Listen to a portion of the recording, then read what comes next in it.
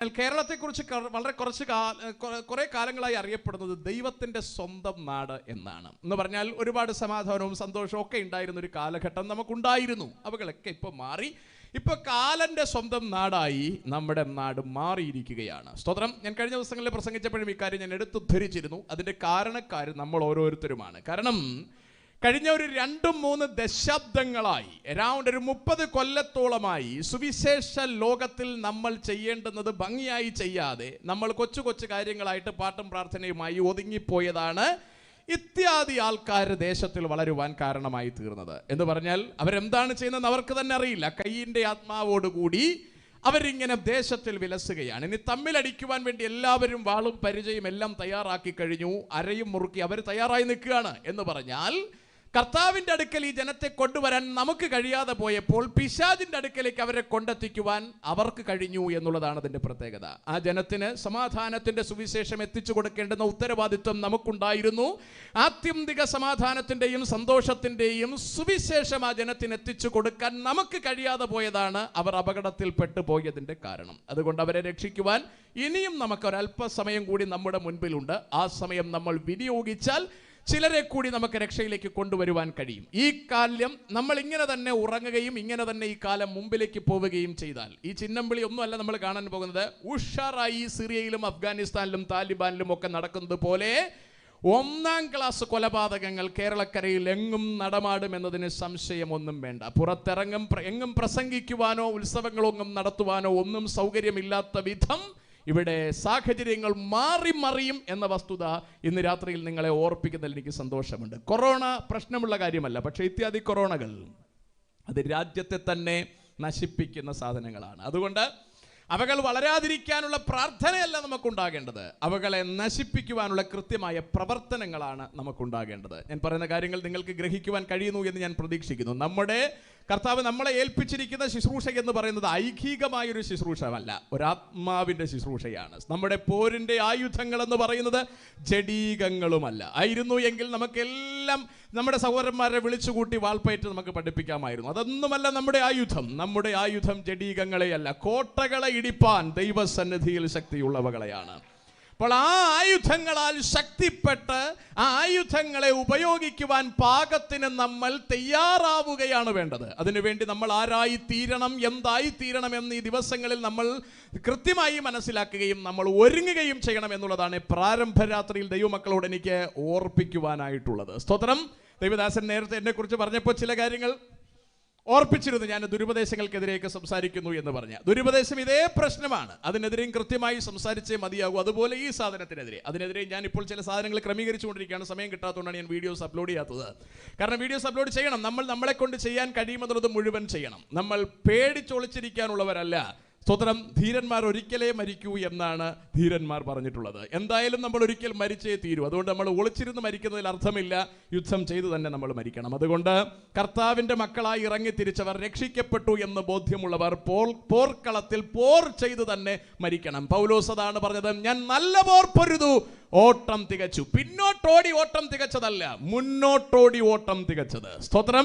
അതുകൊണ്ട് മുന്നോട്ടോടാനുള്ള ചങ്കൂറ്റമാണ് ഞാനും നിങ്ങളും പ്രാപിച്ചെടുക്കേണ്ടത്. നമ്മുടെ കർത്താവ് മുന്നോട്ടോടിയവനാണ്, തളർന്ന് പുറകോട്ട് പോയവനല്ല. നമ്മുടെ ക്രിസ്തു മരണത്തെ ജയിച്ചവനാണ്, നമ്മുടെ ക്രിസ്തു പാതാളത്തെ ജയിച്ചവനാണ്. ഹേ മരണമേ, നിന്റെ ജയം എവിടെ? ഹേ പാതാളമേ, നിന്റെ വിഷമുള്ളവിടെ എന്ന് ചോദിച്ചുകൊണ്ട് മരണത്തെയും പാതാളത്തെയും ജയിച്ചുയർത്തെഴുന്നേറ്റ ക്രിസ്തു നമ്മളോട് പറഞ്ഞിരിക്കുകയാണ്, ഞാൻ നിങ്ങളെ അനാഥരായി വിടുകയില്ല.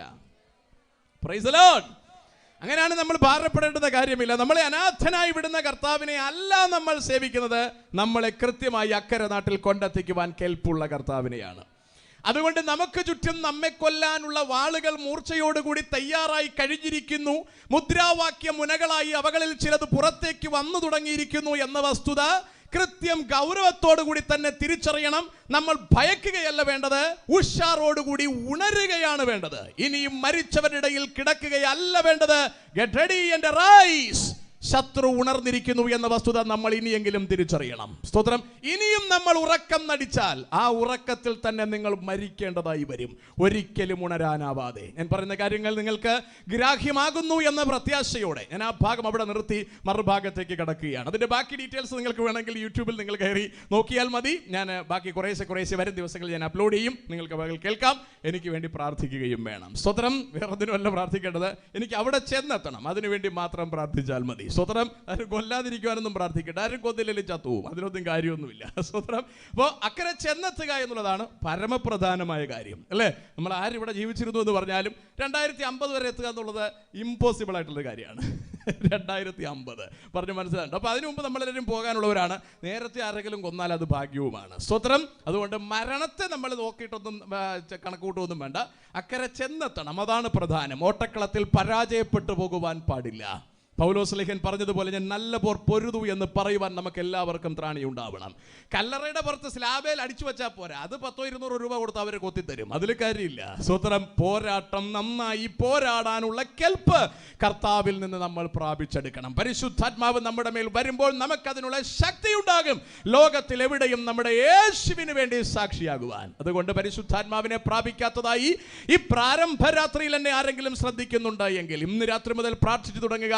ആരാധന അവസാനിക്കുന്നതിന് മുമ്പ് നിങ്ങളുടെ മേൽ സ്വർഗത്തിലെ പരിശുദ്ധാത്മാവ് കർത്താവ് പകർന്നു തരും. ഹല്ലേലൂയ. ആ ആത്മാവ് നമ്മുടെ മേൽ വരാതെ നമുക്ക് ശുദ്ധീകരണം പ്രാപിക്കാനോ ലോകത്തെ ജയിക്കാനോ സാധിക്കില്ല എന്ന വസ്തുത ഇന്ന് രാത്രിയിൽ നിങ്ങളോട് ഞാൻ ഓർപ്പിക്കുകയാണ്. ഞാൻ വചനത്തിലേക്ക് വളരെ വേഗം കടക്കുവാൻ താല്പര്യപ്പെടുന്നു. ഒരുപാട് കാര്യം എൻ്റെ മുമ്പിൽ പറയാനുണ്ട്, ഒറ്റ ശ്വാസത്തിൽ പറയുകയും വേണം. സ്വതന്ത്രം. നിങ്ങളുടെ സഹകരണം ഞാൻ പ്രതീക്ഷിക്കുകയാണ്. വായിച്ച വാക്യം നമുക്ക് ഒന്നുകൂടി ഒന്ന് വായിക്കാം.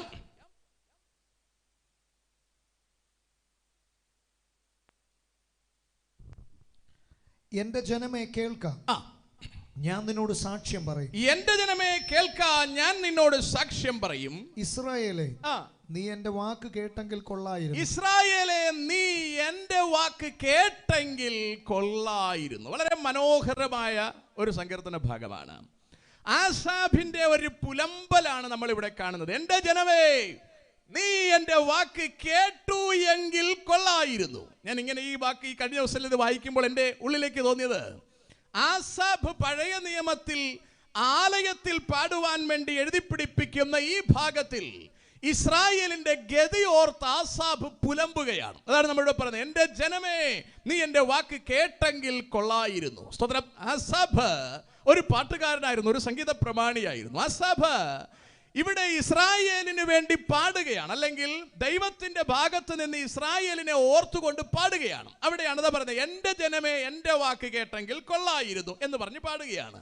ഞാൻ ഇങ്ങനെ ഒന്ന് ചിന്തിക്കുമ്പോൾ, നമ്മുടെ രക്ഷകനായ കർത്താവായ യേശുക്രിസ്തു, ത്രിത്വത്തിൽ രണ്ടാമനായ നമ്മുടെ രക്ഷകനായ യേശുക്രിസ്തു ഇന്ന് സ്വർഗത്തിൽ മഹിമയുടെ വലതുഭാഗത്തിരുന്ന് നമ്മളെ ഓർത്തും ഇതുപോലെ പറയുകയാണ്, എന്റെ ജനമേ, നിങ്ങൾ രക്ഷപ്പെട്ടെങ്കിൽ കൊള്ളായിരുന്നു. Price the Lord. നമ്മുടെ എല്ലാവരുടെയും രക്ഷയ്ക്ക് വേണ്ടി കാൽവരി ക്രൂശിൽ അവസാനത്തെ തുള്ളി രക്തം വരെ ഊറ്റിക്കൊടുത്തിട്ട് മരിച്ചടക്കപ്പെട്ട് ഉയർത്തെഴുന്നേറ്റ് മഹിമയുടെ വലതുഭാഗത്ത് ചെന്നിരുന്ന് നമുക്ക് വേണ്ടി ഇപ്പോഴും പക്ഷപാതം ചെയ്തുകൊണ്ടിരിക്കുകയാണ്. യേശുക്രിസ്തു ക്രൂശിൽ അനുഭവിച്ച അതേ വേദന ഇന്ന് രാത്രിയിലും നമുക്ക് വേണ്ടി കർത്താവ് മഹിമയുടെ വലതുഭാഗത്ത് അനുഭവിച്ചുകൊണ്ടേ ഇരിക്കുകയാണ്. സ്വന്തം. അല്ലാതെ ക്രൂശിലെന്നിറങ്ങി വേദനയൊക്കെ തീർന്നു, ആളിപ്പോൾ അവിടെ ചെന്ന് സുഖമായിട്ട് ഡൺലപ്പിൽ കിടന്ന് ഉറങ്ങുകയല്ല. സ്റ്റിൽ നൗ, ഇപ്പോഴും ക്രിസ്തു നമുക്ക് വേണ്ടി മഹിമയുടെ വലതുഭാഗത്ത് പക്ഷപാതവുമായിട്ടിരിക്കുകയാണ്. സ്തോത്രം. ആ പക്ഷപാതത്തിന് എന്താ പറയുക, ഗുണമുണ്ടാകണം. അതാ ഇവിടെ പറയുന്നത്, ആസാഫ് പറയുന്നത്, എന്റെ ജനമേ, നീ വാക്ക് കേട്ടെങ്കിൽ കൊള്ളായിരുന്നു. അതായിട്ടൊന്ന് വായിച്ചു വിട്ടേക്കാൻ വേഗത്തിൽ. അന്യദൈവം നിനക്കുണ്ടാകരുത്. ആദ്യത്തെ യേശു എടുത്തു പറയുകയാണ്, നിനക്കുണ്ടായ ഒന്നാമത്തെ പ്രശ്നം, അന്യദൈവം നിനക്കുണ്ടാകരുത്. വായിക്കാം. യാതൊരു അന്യദൈവത്തെയും നീ നമസ്കരിക്കരുത്.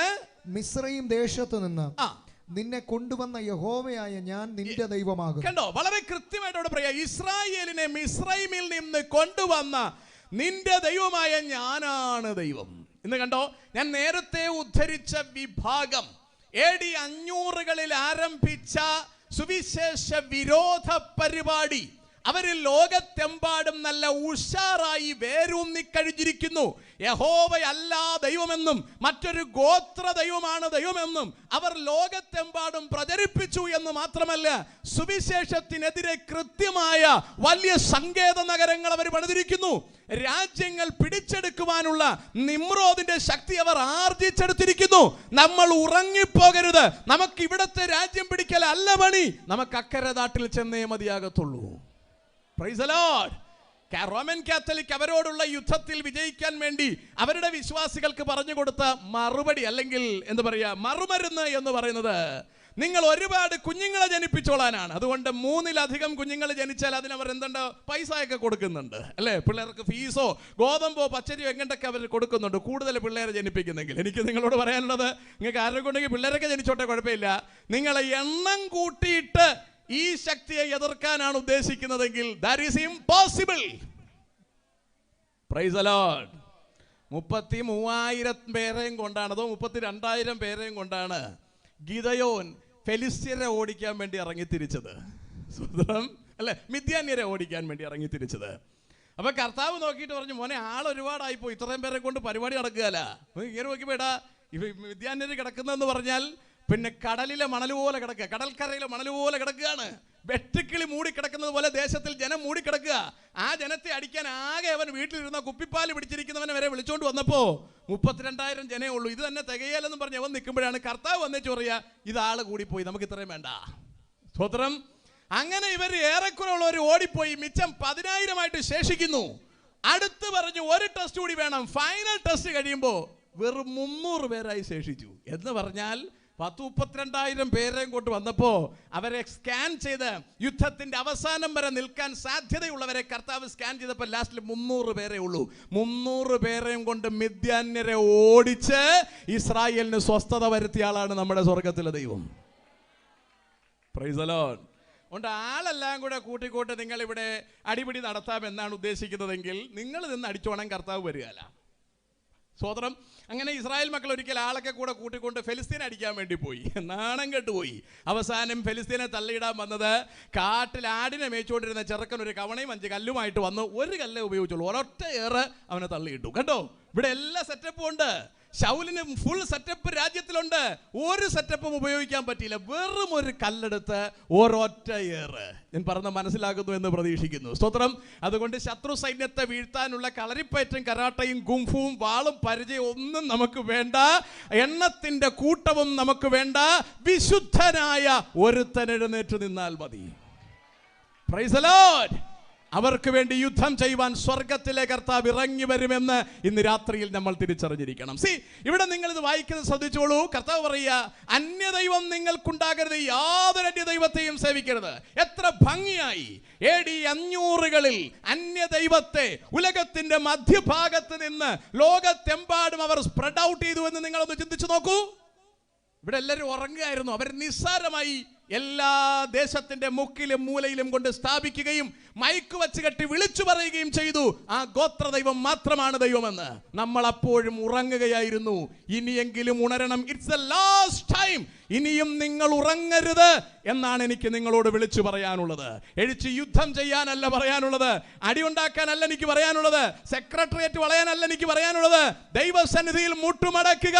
നമ്മുടെ കർത്താവ് എഴുന്നേറ്റുവാൻ സമയമെടുത്തിരിക്കുന്നു. Praise the lord. നമുക്കിവിടെ ഉള്ളത് ഫെലിസ്തീനെ പരാജയപ്പെടുത്തലോ മിദ്യാന്യനെ പരാജയപ്പെടുത്തലോ ഫറവോനെ പരാജയപ്പെടുത്തി ചെങ്കടൽ യാത്ര ചെയ്ത് അടുത്ത ദേശത്തേക്ക് പോകലോ അല്ല. നമുക്കിവിടെ യാത്ര ചെയ്യാനുള്ളത് കാഹളം ധ്വനിക്കുമ്പോൾ അക്കരെ നാട്ടിലേക്കാണ്. Price the Lord. അതുകൊണ്ട് അതിനു വേണ്ടിയിട്ടാണ് ഒരുങ്ങേണ്ടത്. ഈ 5 ദിവസത്തെ കൺവെൻഷൻ അതിനു വേണ്ടിയിട്ടാണ്. ലോകം പിശാചിന്റെ കയ്യിൽ അമരുവാൻ സമയമെടുത്തിരിക്കുന്നു. നമ്മുടെ കഴുത്തിൽ കയറ് കുരുങ്ങുന്നതിന് മുമ്പേ അക്കരെ യാത്രയ്ക്ക് വേണ്ടി ഒരുങ്ങിക്കൊള്ളുക. ഉപേക്ഷിക്കേണ്ടതെല്ലാം തള്ളിക്കളയാൻ തയ്യാറായിക്കൊള്ളുക. ആസാബ് പിന്നെയും വിളിച്ചു പറയുന്നു, അയ്യോ ഇങ്ങനെ ആയിരുന്നെങ്കിൽ കൊള്ളായിരുന്നു. വായിച്ചു വിട്ടേക്കാം. എന്നാൽ എന്റെ ജനം എന്റെ വാക്ക് കേട്ട് എന്നാൽ എന്റെ ജനം എന്റെ വാക്ക് കേട്ടില്ല. കണ്ടോ, ആ വാക്ക് വളരെ പ്രധാനമാണ്. എന്നാൽ എന്റെ ജനം എന്റെ വാക്ക് കേട്ടനുസരിച്ചില്ല. ഇസ്രായേൽ എന്നെ കൂട്ടാക്കിയത്, ഇസ്രായേൽ ഞാൻ പറഞ്ഞതിനെ മൈൻഡ് ചെയ്തില്ല. വായിക്കൂ. അതുകൊണ്ട് അവർ സ്വന്തം ആലോചന പ്രകാരം സ്വന്തം ഇഷ്ടത്തിന് നടക്കേണ്ടതിന് ഞാൻ അവരെ ഹൃദയ കാഠിന്യത്തിന് ഏൽപ്പിച്ചു, അവരുടെ തോന്യാസത്തിന് ഏൽപ്പിച്ചു കളഞ്ഞു. അന്ത്യകാലത്തിൽ നമ്മൾ എത്തിയിരിക്കുന്നു. അന്ത്യകാലത്ത് പരിഹാസികൾ, സ്വന്തം ഇഷ്ടത്തിന് നടക്കുന്നവർ ഉണ്ടാകുമെന്ന് തിരുവെടുത്ത് അടിവരയിട്ട് പ്രസ്താവിക്കുന്നു. എനിക്ക് നിങ്ങളോട് പറയാനുള്ളത്, നമ്മൾ നടക്കുന്നത് സ്വന്തം ഇഷ്ടത്തിനാണോ കർത്താവിന്റെ ഇഷ്ടത്തിനാണോ എന്ന് വെരിഫൈ ചെയ്യേണ്ടത് നമ്മുടെ ഉത്തരവാദിത്വമാണ്. Price the Lord. ഓരോ ആരാധനയ്ക്ക് കൂടുകയും നമ്മൾ അതാ ചെയ്യുന്നത്. അതാ ബൈബിൾ വെച്ച് നമ്മൾ വാക്യമൊക്കെ എടുത്ത് ഇങ്ങനെ വായിച്ച് നമ്മളെ വെരിഫൈ ചെയ്യുകയാണ്. അല്ലാതെ മറ്റുള്ളവരെ കാണാൻ വേണ്ടിയിട്ടല്ല, നമ്മൾ വെരിഫൈ ചെയ്യുകയാണ്. ഞാൻ എങ്ങനെ ഇരിക്കുന്നു? സ്വന്തം ആലോചനയ്ക്കാണോ നടക്കുന്നത്? പാട്ടുണ്ടാകും, കയ്യടി ഉണ്ടാകും, അന്യഭാഷ ഉണ്ടാകും, തൊടുമ്പോൾ രോഗിയൊക്കെ ചിലപ്പോൾ സൗഖ്യമായെന്നിരിക്കും, കാര്യങ്ങളെല്ലാം നന്നായി പോകുന്നെന്നിരിക്കും, മീറ്റിംഗ് ഒക്കെ നന്നായിട്ടുണ്ടാകും, നിലം തൊടാത്ത മീറ്റിംഗ് ആയിരിക്കും, ജനം കൂട്ടം കൂട്ടമായിട്ട് വരുന്നുണ്ടാകും, വീഡിയോസ് ഒക്കെ ആൾക്കാർ കാണുന്നുണ്ടായിരിക്കും. ഇതൊന്നുമല്ല പ്രധാനം. കർത്താവിന്റെ കാഹളം ധ്വനിക്കുമ്പോൾ അക്കരെ നാട്ടിലേക്ക് പോകുവാൻ കഴിയും എന്ന പൂർണ്ണ ഉറപ്പാണ് നമുക്കുണ്ടാകേണ്ടത്. Price the Lord. അതവിടെ പറഞ്ഞിരിക്കുന്നത്, അവർ സ്വന്തം ആലോചന പ്രകാരം നടക്കേണ്ടതിന് ഞാൻ അവരെ ഹൃദയകാഠിന്യത്തിൽ ഏൽപ്പിച്ചിരിക്കുന്നു. വായിക്കാം. അയ്യോ എന്റെ ജനം എന്റെ വാക്ക് കേൾക്കുകയും ഇസ്രായേൽ എന്റെ വഴികളിൽ നടക്കുകയും ചെയ്തുവെങ്കിൽ കൊള്ളായിരുന്നു. അങ്ങനെ ആയിരുന്നെങ്കിൽ കൊള്ളായിരുന്നു. ആസാഫിന്റെ പുലമ്പലാണ്, അങ്ങനെ ആയിരുന്നെങ്കിൽ കൊള്ളായിരുന്നു. പക്ഷെ അങ്ങനല്ല. വായിക്കാം. എന്നാൽ ഞാൻ വേഗത്തിൽ അവരുടെ ശത്രുക്കളെ കീഴടക്കുമായിരുന്നു. കണ്ടോ, ഫസ്റ്റ് അവർ എന്നെ കീഴ്പ്പെട്ടിരുന്നു എങ്കിൽ ഞാൻ അവരുടെ ശത്രുക്കളെ കീഴ്പ്പെടുത്തുമായിരുന്നു. അന്യ സുഹൃത്തുക്കളെ, ഇത് നമ്മൾ തിരിച്ചറിഞ്ഞിരിക്കണം.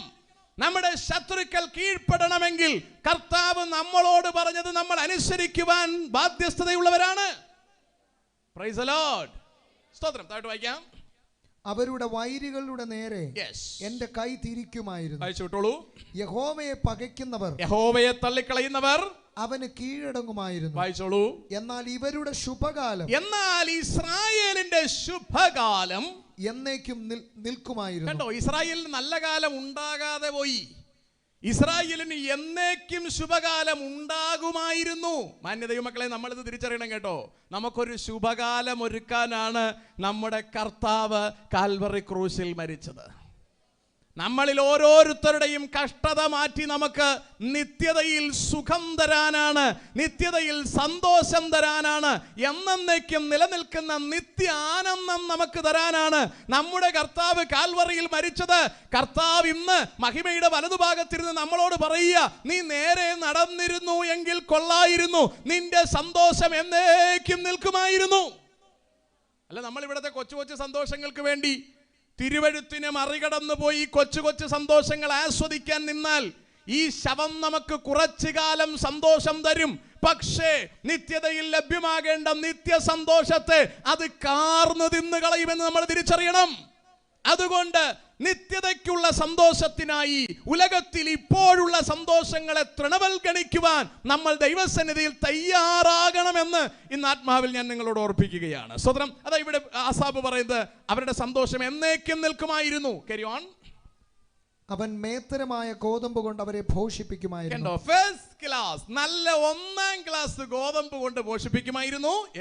ഞാൻ പാറയിൽ നിന്നുള്ള തേൻ, പാറയിൽ നിന്നുള്ള തേൻ, ഒരു പക്ഷികളും എന്താ പറയാ നുകർന്നിട്ടില്ലാത്ത, ഒരു മൃഗങ്ങളും നക്കിയിട്ടില്ലാത്ത ഫസ്റ്റ് ക്ലാസ് തേൻ, ഹണി, പാറയുടെ വിടവിൽ നിന്ന് ഞാൻ ഇസ്രായേലിന് വേണ്ടി പകർന്നു കൊടുക്കുമായിരുന്നു. എത്ര നല്ല ദൈവമാണെന്ന് ആലോചിച്ച് നോക്കൂ. നമുക്ക് വേണ്ടി ഇതുപോലെ ഒരുപാട് നന്മകൾ നൽകുവാൻ ഒരുക്കി വച്ച് നമ്മുടെ കർത്താവ് കാത്തിരിക്കുകയാണ്.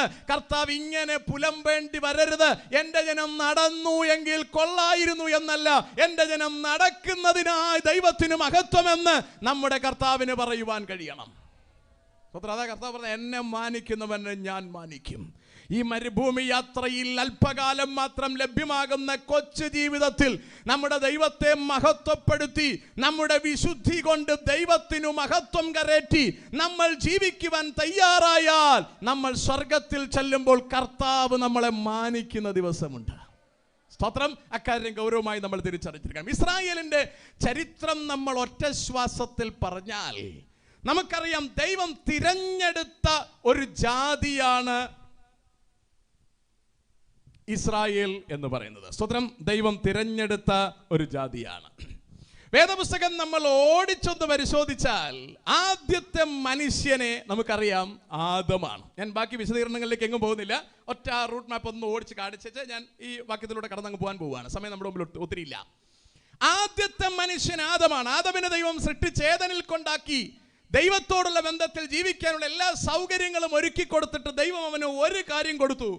എന്നെങ്കിലും ദൈവത്തോട് അവന് താല്പര്യമില്ലെങ്കിൽ അവന് ഭക്ഷിക്കുവാൻ, ദൈവത്തെ വിട്ടുകളയുവാൻ ദൈവം ഏദനിൽ നടുക്കൊരു വൃക്ഷം നിർത്തി കൊടുത്തു. സ്തോത്രം. അതാണ് നമ്മൾ നന്മ തിന്മകളെ കുറിച്ചുള്ള അറിവിന്റെ വൃക്ഷം എന്ന് പറയുന്നത്. അതിനെ ഈ ഏദനിൽ നിർത്തിയിരുന്ന ആ വൃക്ഷത്തിന്റെ ഫലത്തെ പിശാച് സർപ്പത്തിലൂടെ ചെന്ന് മനുഷ്യനെ തെറ്റിച്ചിട്ട് അവനെ കൊണ്ട് അത് തീറ്റിപ്പിച്ചു. സ്തോത്രം. എന്ന് പറഞ്ഞാൽ ആ മനുഷ്യനെ, പാവം മനുഷ്യനെ കൊണ്ട് ഈ സർപ്പം ഈ വൃക്ഷത്തിന്റെ ഫലം തീറ്റിച്ചു. എന്നിട്ട് ദൈവത്തിൽ നിന്ന് ആദമിനെ അകറ്റിക്കളഞ്ഞു. അവിടം തുടങ്ങി മനുഷ്യനെ തിരിച്ചു കൊണ്ടുവരുവാനുള്ള പരിപാടികളാണ് ദൈവം ചെയ്തുകൊണ്ടേയിരിക്കുന്നത്. അത് ചെയ്യാനുള്ള കാരണം മനുഷ്യൻ സ്വന്തം ഇഷ്ടം കൊണ്ട് പാപം ചെയ്ത് അല്ലെങ്കിൽ ദൈവത്തെ വേണ്ട എന്ന് പറഞ്ഞ് വൃക്ഷഫലം കഴിച്ചതല്ല. പിശാച് മനുഷ്യനെ സ്വാധീനിച്ച് ഈ വൃക്ഷത്തിന്റെ ഫലം നീ തിന്നാൽ നീ ദൈവത്തെ പോലെ ആകുമെന്നൊക്കെ പറഞ്ഞ് എക്സ്ട്രാ കാര്യങ്ങൾ പറഞ്ഞ് മനുഷ്യനെ കബളിപ്പിച്ചത് കൊണ്ടാണ് ദൈവം ഒരു ചാൻസ് മനുഷ്യന് കൊടുക്കുവാൻ തയ്യാറായത്. അങ്ങനെയാണ് തോട്ടത്തിൽ നിന്ന് പുറത്താക്കി കളഞ്ഞ മനുഷ്യനെ തോട്ടത്തിനകത്തേക്ക് കൊണ്ടുവരുവാൻ ദൈവത്തിനൊരു പ്രസാദം തോന്നി. ആ പ്രസാദ കാലമാണ് നമ്മളിപ്പോൾ അനുഭവിച്ചു കൊണ്ടിരിക്കുന്ന കാലം. എന്ന് പറഞ്ഞാൽ തെറ്റിപ്പോയി, ഞങ്ങളുടെ ഒന്നാമത്തെ ആദമിന് തെറ്റുപറ്റിപ്പോയി, ഞങ്ങൾക്ക് കർത്താവിന്റെ അടുക്കലേക്ക് തിരിച്ചു വരണം എന്നാർക്കെങ്കിലും താല്പര്യമുണ്ടെങ്കിൽ ഏറ്റുപറഞ്ഞ് തിരിച്ചു വരാൻ കർത്താവ് നമുക്ക് എല്ലാവർക്കും വെച്ചിരിക്കുന്ന ഒരു ഓപ്ഷനാണ് നമ്മുടെ നസ്രയനായ യേശുക്രിസ്തുവിനെ. യേശുക്രിസ്തുവിനെ ആര് രക്ഷകനായി ഹൃദയം കൊണ്ട് വിശ്വസിച്ച് വായികൊണ്ട് ഏറ്റുപറയുന്നുവോ എല്ലാവർക്കും ദൈവമക്കളായി തിരിച്ചു കയറുവാൻ കർത്താവ് ഒരവസരം തന്നിരിക്കുകയാണ്.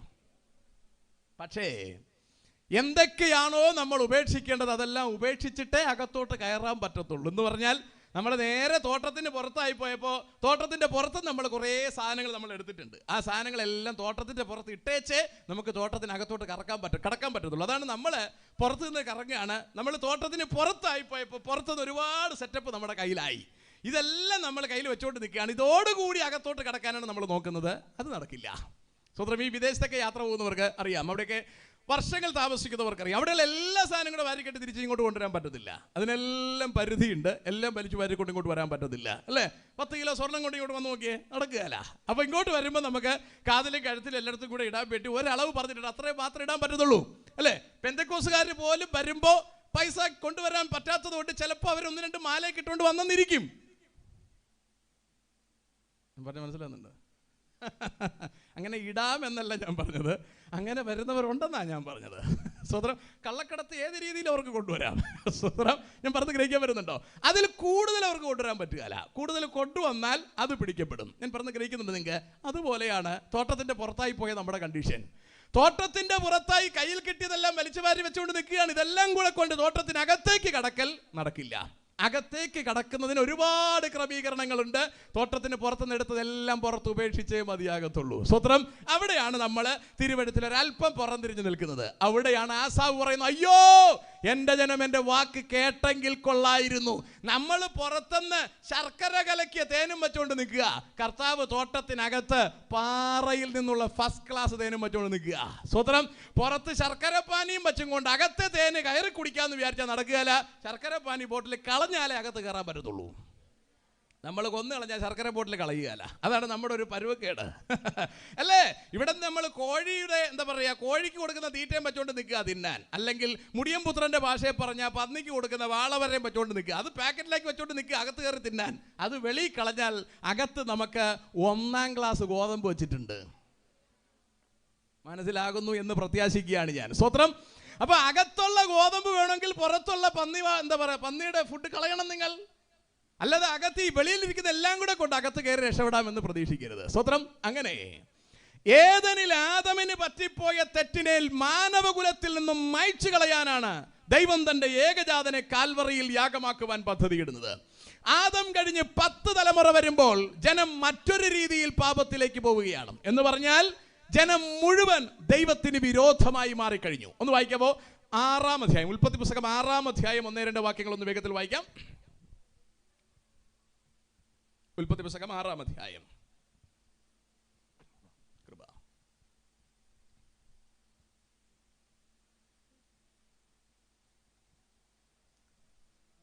6-ാം അധ്യായം 1 മുതൽ. മനുഷ്യൻ ഭൂമിയിൽ പെരുകി തുടങ്ങി. അവർക്ക് പുത്രിമാർ ജനിച്ചപ്പോൾ ദൈവത്തിന്റെ പുത്രന്മാർ മനുഷ്യരുടെ പുത്രിമാരെ സൗന്ദര്യമുള്ളവരെന്ന് കണ്ടിട്ട്, ദൈവത്തിന്റെ പുത്രന്മാർ മനുഷ്യരുടെ പുത്രിമാരെ സൗന്ദര്യമുള്ളവരെന്ന് കണ്ടിട്ട് തങ്ങൾക്ക് ബോധിച്ച ഏവരെയും ഭാര്യമാരായി എടുത്തു. തങ്ങൾക്ക് ബോധിച്ചവരെ ഭാര്യമാരായി എടുത്തു. ആള് കൂടിയപ്പോഴാണ് ഈ ഒരു പ്രശ്നം ഉണ്ടായത്. ഇതിപ്പോഴും ഉണ്ട്. ഇപ്പോഴാളിങ്ങോട്ട് കൂടി, സൗകര്യങ്ങൾ കൂടി, വാട്സാപ്പും ഫേസ്ബുക്കും സംവിധാനങ്ങളെല്ലാം കൂടി, ഇപ്പം മനുഷ്യർക്ക് ബോധിച്ചവരെ ഭാര്യയായിട്ടും ഭർത്താവായിട്ടും എടുക്കുന്ന സെറ്റപ്പിലേക്ക് മാറി അല്ലേ? ഇവിടെ പറയുന്നുണ്ടോ, ജനം കൂടിക്കഴിഞ്ഞപ്പോൾ, പെരുകിക്കഴിഞ്ഞപ്പോൾ തങ്ങൾക്ക് ബോധിച്ചവരെ കണ്ടപ്പോ ഇഷ്ടം തോന്നിയവരോടൊക്കെ ജനത്തിന് കാമം ജ്വലിക്കുവാൻ തുടങ്ങി. സ്തോത്രം. താഴ്ത്തു വായിക്കാം. അപ്പോൾ യഹോവ, മനുഷ്യനിൽ എന്റെ ആത്മാവ് സദാകാലവും വാദിച്ചു കൊണ്ടിരിക്കുകയില്ല. മനുഷ്യനിൽ എന്റെ ആത്മാവ് സദാകാലവും വാദിച്ചു കൊണ്ടിരിക്കുകയില്ല. അവൻ ജഡം തന്നെയല്ലോ. വായിക്കാം. എങ്കിലും അവന്റെ കാലം 120 സംവത്സരമാകുമെന്ന് അരുളി ചെയ്തു. 5 മുതൽ വായിക്കൂ. ഭൂമിയിൽ മനുഷ്യന്റെ ദുഷ്ടത വലിയതെന്നും, ഭൂമിയിൽ മനുഷ്യന്റെ ദുഷ്ടത വലിയതെന്നും, അവന്റെ ഹൃദയ വിചാരങ്ങളുടെ നിരൂപണമൊക്കെയും. ആ വാക്കുകൾ വളരെ ശ്രദ്ധിക്കണം. അവന്റെ ഹൃദയ വിചാരങ്ങളുടെ നിരൂപണമൊക്കെയും എല്ലായ്പ്പോഴും ദോഷമുള്ളത്. Not once in a while, വല്ലപ്പോഴുമല്ല, എല്ലായ്പ്പോഴും ദോഷമുള്ളത് എന്നും യഹോവ കണ്ടു. താൻ ഭൂമിയിൽ മനുഷ്യനെ ഉണ്ടാക്കുക കൊണ്ട് യഹോവ അനുതപിച്ചു. ഇവിടെ കർത്താവ് അനുതപിക്കുന്നതായി കാണുന്നു. സ്വർഗത്തിലെ ദൂതന്മാർ ഭൂമിയിൽ മനുഷ്യരുടെ പുത്രിമാർ സുന്ദരിമാരെന്ന് കണ്ടിട്ട് അവർ സ്വർഗത്തിൽ നിന്ന് താഴേക്കിറങ്ങി വന്നു. ഇവളുമാരുമായി ചേർന്ന് ലൈംഗിക വൃത്തിയിൽ ഏർപ്പെട്ടു. അവർക്ക് മല്ലന്മാർ ജനിച്ചു. സ്തോത്രം. ഭൂമി അങ്ങനെ മലിനമാകാൻ തുടങ്ങി. ഇന്നിപ്പം മലിനത നിറഞ്ഞിരിക്കുകയാണ്. കഴിഞ്ഞ ദിവസം നമ്മുടെ കേരള ഹൈക്കോടതി 2 പെൺപിള്ളേർക്ക്, 2 മുസ്ലിം പെൺപിള്ളേർക്ക് അനുമതി കൊടുത്തിരിക്കുന്നു. അവർക്ക് ഒരുമിച്ച് ജീവിക്കാൻ, ഭാര്യയും ഭർത്താവുമായിട്ട് ജീവിക്കാൻ 2 മുസ്ലിം പെൺപിള്ളേര്. ഞാൻ പറഞ്ഞ ഗ്രഹിക്കാൻ പറ്റുന്നുണ്ടോ നിങ്ങൾക്ക്? എന്ന് പറഞ്ഞാൽ നമ്മുടെ കേരളത്തിനകത്ത് പോലും ദൈവത്തിന്റെ സ്വന്തം നാടെന്ന് അഭിമാനിക്കുന്ന, സാക്ഷരതയിൽ മുൻപന്തിയിൽ നിൽക്കുന്നു എന്ന് അവകാശം പറയുന്ന നമ്മുടെ കൊച്ചു കേരളത്തിൽ പോലും സ്വദോമിലും ഗൊമോറയിലും നിലനിന്നിരുന്ന ആണാണോടും പെണ്ണോടും ചേർന്ന് അവലക്ഷണമായ നിലയിൽ ജീവിക്കത്തക്ക നിലയിൽ പാപത്തെ കയറൂരി വിട്ടിരിക്കുന്ന ഒരു സിസ്റ്റം നടമാടിയിരിക്കുന്നു. എന്താ കാര്യമെന്നറിയാവോ? ഇതിന്റെ പുറകിലുള്ള കാര്യവും നമ്മൾ നേരത്തെ വായിച്ച സങ്കീർത്തനവും കണക്റ്റഡ് ആണ്. സങ്കീർത്തനത്തിൽ പറഞ്ഞത് അന്യദൈവം നിനക്കുണ്ടാകരുത്. റോമർക്ക് എഴുതിയ ലേഖനം 1-ാം അധ്യായം 18 മുതൽ 2 വാക്യങ്ങൾ ഒന്ന് വായിക്കാവോ? റോമർക്ക് എഴുതിയ ലേഖനം 1-ാം അധ്യായം 18 മുതൽ 2 വാക്യം. Thank you Jesus. അനീതി കൊണ്ട് സത്യത്തെ തടുക്കുന്ന മനുഷ്യരുടെ സകല അഭക്തിക്കും. അനീതി കൊണ്ട് സത്യത്തെ തടുക്കുക. കണ്ടോ, ഇവരുടെ തോന്നിയാസം കൊണ്ട് സത്യത്തെ തടുക്കുന്ന മനുഷ്യരുടെ അഭക്തിക്കും അനീതിക്കും നേരെ ദൈവത്തിന്റെ കോപം സ്വർഗത്തിൽ നിന്ന് വെളിപ്പെടുന്നു. കണ്ടോ, ദൈവത്തിന്റെ കോപം വരുന്ന സ്വർഗത്തിൽ നിന്ന്, പാർട്ടി ഓഫീസിൽ നിന്നല്ല. വായിക്കാം. ദൈവത്തെക്കുറിച്ച് അറിയാകുന്നത് അവർക്ക് വെളിവായിരിക്കുന്നു. ദൈവത്തെക്കുറിച്ച് അറിയാകുന്നത് ദൈവം അവർക്ക് വെളിവാക്കിയിരിക്കുന്നു. ദൈവം അവർക്ക് വെളിവാക്കിയല്ലോ. വായിക്കാം. അവന്റെ നിത്യശക്തിയും, ദൈവത്തിന്റെ നിത്യശക്തിയും ദിവ്യത്വവുമായി അവന്റെ അദൃശ്യ ലക്ഷണം, ദൈവത്തിന്റെ ദൃശ്യമല്ലാത്ത, നമ്മുടെ കണ്ണുകൾ കൊണ്ട് ഗോചരമല്ലാത്ത ലക്ഷണങ്ങൾ ലോകത്തിന്റെ സൃഷ്ടി മുതൽ അവന്റെ പ്രവൃത്തികളാൽ ബുദ്ധിക്ക് തെളിവായി വെളിപ്പെടുന്നു. എന്ന് പറഞ്ഞാൽ ദൈവമാരെന്ന് തിരിച്ചറിയാൻ ബുദ്ധിയുള്ള എല്ലാവർക്കും കഴിയും. ആ ബുദ്ധിയെ നശിപ്പിക്കുന്ന സാധനമാണ് ഇന്ന് യൗവനക്കാരുടെ കയ്യിലിരിക്കുന്ന മൊബൈൽ ഫോൺ. അവരത് ബുദ്ധി വർദ്ധിപ്പിക്കാൻ വേണ്ടി അല്ല ഉപയോഗിക്കുന്നത്. വെറുതെ ഗെയിമുകൾ കളിച്ചുകൊണ്ടിരിക്കുന്നു, ആവശ്യമില്ലാതെ എന്തെങ്കിലുമൊക്കെ വീഡിയോസ് കണ്ടുകൊണ്ടിരിക്കുന്നു. അങ്ങനെ അവരുടെ ബുദ്ധി ഇല്ലാതായി പോവുകയാണ്. നമ്മുടെ പഴയ ആൾക്കാർ 10 കണക്കെഴുതി പറഞ്ഞു കൊടുത്താൽ മനക്കണക്ക് കൂട്ടാനുള്ള കഴിവ് അവർക്കുണ്ടായിരുന്നു. 10 മൊബൈൽ ഫോണിന്റെ നമ്പർ മനസ്സിൽ ഫീഡ് ചെയ്യാൻ അവർക്ക് കഴിയും. പക്ഷെ ഇന്നത്തെ പിള്ളേർക്ക് അത് കഴിയില്ല. കാരണം അവരുടെ ബ്രെയിൻ ഇല്ലാതായി പോയി, അവരുടെ ബുദ്ധി വർക്കാകുന്നില്ല. രണ്ടാമത്തെ പ്രശ്നം അവരുടെ ആഹാരം. ബുദ്ധിക്ക് വളർച്ച ഉണ്ടാകുന്ന ആഹാരങ്ങളെ അല്ല, ശരീരം ചീർക്കുന്ന ആഹാരമാണ്. സ്തോത്രം. അടുത്ത് ഇന്ന് വന്നുകൊണ്ടിരിക്കുന്ന എല്ലാ രീതിയും അതാണ്, ബുദ്ധി വർക്കാകുന്നില്ല. പിന്നീട് ഇവിടെ പറയുന്ന മദ്യം, ഈ പറഞ്ഞ മയക്കുമരുന്നുകൾ, സാധനങ്ങളെല്ലാം ഇന്ന് യൗവന തലമുറ കഴിച്ചുകൊണ്ടിരിക്കുകയാണ്. അതുകൊണ്ട് ഉണ്ടാകുന്ന എന്താണ്? ഇവരുടെ ബുദ്ധി ഭംഗിയായി വർക്കാവുന്നില്ല. 10 കൊല്ലം കഴിഞ്ഞാൽ ഞാൻ ആരായിരിക്കണം, 20 കൊല്ലം ഞാൻ ജീവിച്ചിരിക്കേണ്ടി വന്നാൽ ഞാൻ ആരായിരിക്കണം, ഈ ഭൂമിയിൽ നിന്ന് പോകുമ്പോൾ ഞാൻ ആരായിരിക്കണം, ഇതിനെയൊക്കെ കുറിച്ചുള്ള ബോധ്യം മനുഷ്യന് ബുദ്ധി വർക്കാവാത്ത വിധം ഇപ്പറഞ്ഞ നിസാരമായ കാര്യങ്ങളിൽ പിശാച് മനുഷ്യനെ കെട്ടിയിട്ടിരിക്കുകയാണ്. അതാ ഇവിടെ പറഞ്ഞ ബുദ്ധിയുള്ളവർക്ക് അത് വെളിപ്പെട്ടു വരും, അല്ലേ? ബുദ്ധി വർക്കാകുന്നവർക്ക് മനസ്സിലാകും നമ്മുടെ സൃഷ്ടാവിനെ കുറിച്ച്, ആ കർത്താവിന്റെ അടുക്കൽ ചെല്ലുവാൻ നമുക്ക് കഴിയുമെന്നതിനെ കുറിച്ച്, ഈ ഭൂമിയിലെ ജീവിതത്തിന്റെ നൈമിഷികതയെ കുറിച്ച് ഒക്കെ ചിന്തിക്കാൻ ബുദ്ധി വേണം. പക്ഷേ ബുദ്ധിക്കാണ് ഇത് വെളിപ്പെട്ടു വരേണ്ടത്. പിശാച് ഇന്ന് മനുഷ്യന്റെ ബുദ്ധിയെയാണ് കെട്ടിവച്ചിരിക്കുന്നത്. സ്തോത്രം. താഴ്ത്ത് വായിക്കാം. അവർ ദൈവത്തെ അറിഞ്ഞിട്ടും, ആ വാക്കോട്ട് ശ്രദ്ധിക്കണം, അവർ ദൈവത്തെ അറിഞ്ഞിട്ടും അവനെ ദൈവമെന്നോർത്ത് മഹത്വീകരിക്കുകയോ നന്ദി കാണിക്കുകയോ ചെയ്യാം. കണ്ടോ? ദൈവത്തിന് മഹത്വപ്പെടുത്തുകയും വേണം, ദൈവത്തിന് നന്ദി കൊടുക്കുകയും വേണം. വേണ്ടേ? നന്ദി കാണിക്കുകയോ ചെയ്യാതെ തങ്ങളുടെ നിരൂപണങ്ങളിൽ വ്യർത്ഥരായി തീർന്നു. കണ്ടോ? അവർക്കൊരു നിരൂപണം ഉണ്ടായി, ഇങ്ങനെയൊക്കെ കാര്യങ്ങൾ ദൈവമൊന്നുമില്ല. ഇന്നിപ്പോ അങ്ങനെ പറയുന്ന ആൾക്കാരാ കൂടുതലും, അല്ലേ? അപ്പൊ അങ്ങനെ അവരുടെ നിരൂപണം, അവരുടെ തോന്നിയാസങ്ങളിൽ അവർ വ്യർത്ഥരായി, അവർ ബുദ്ധിയില്ലാത്തവരായി, മഠയന്മാരായി. വായിക്കാം. അവരുടെ വിവേകമില്ലാത്ത ഹൃദയം ഇരുണ്ടുപോയി. കണ്ടോ? അവരുടെ വിവേകമില്ലാത്ത ഹൃദയം ഇരുണ്ടുപോയി.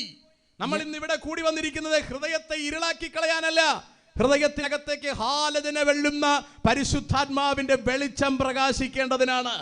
രോഗങ്ങൾ കൊണ്ട് നിങ്ങളുടെ ഹൃദയങ്ങൾ ഇരുണ്ടുപോയിട്ടുണ്ടെങ്കിൽ, കടബാധ്യത കൊണ്ട് നിങ്ങളുടെ ഹൃദയം ഇരുണ്ടുപോയിട്ടുണ്ടെങ്കിൽ, മറ്റ് ഇതര പ്രയാസങ്ങൾ കൊണ്ട് നിങ്ങളുടെ ഹൃദയം ഇരുണ്ടുപോയിട്ടുണ്ടെങ്കിൽ, വചനം നിങ്ങളുടെ ഉള്ളിലേക്ക് പ്രവേശിക്കുമ്പോൾ നിങ്ങളുടെ ഹൃദയത്തിനകത്ത് പ്രകാശമാണ് വ്യാപരിക്കുന്നത്. സ്തോത്രം. നമുക്ക് വിവേകമാണ് ഉണ്ടാകുന്നത്. മരിക്കാൻ വേണ്ടി കാത്തിരിക്കുന്നവന്റെ അകത്തേക്ക് കർത്താവിന്റെ തിരുവഴുത്തുകൾ ചെന്ന് പതിക്കുമ്പോൾ അവൻ മരണത്തെ മാറ്റിവെച്ച് അവൻ ജീവിക്കുവാൻ പഠിക്കുകയാണ്.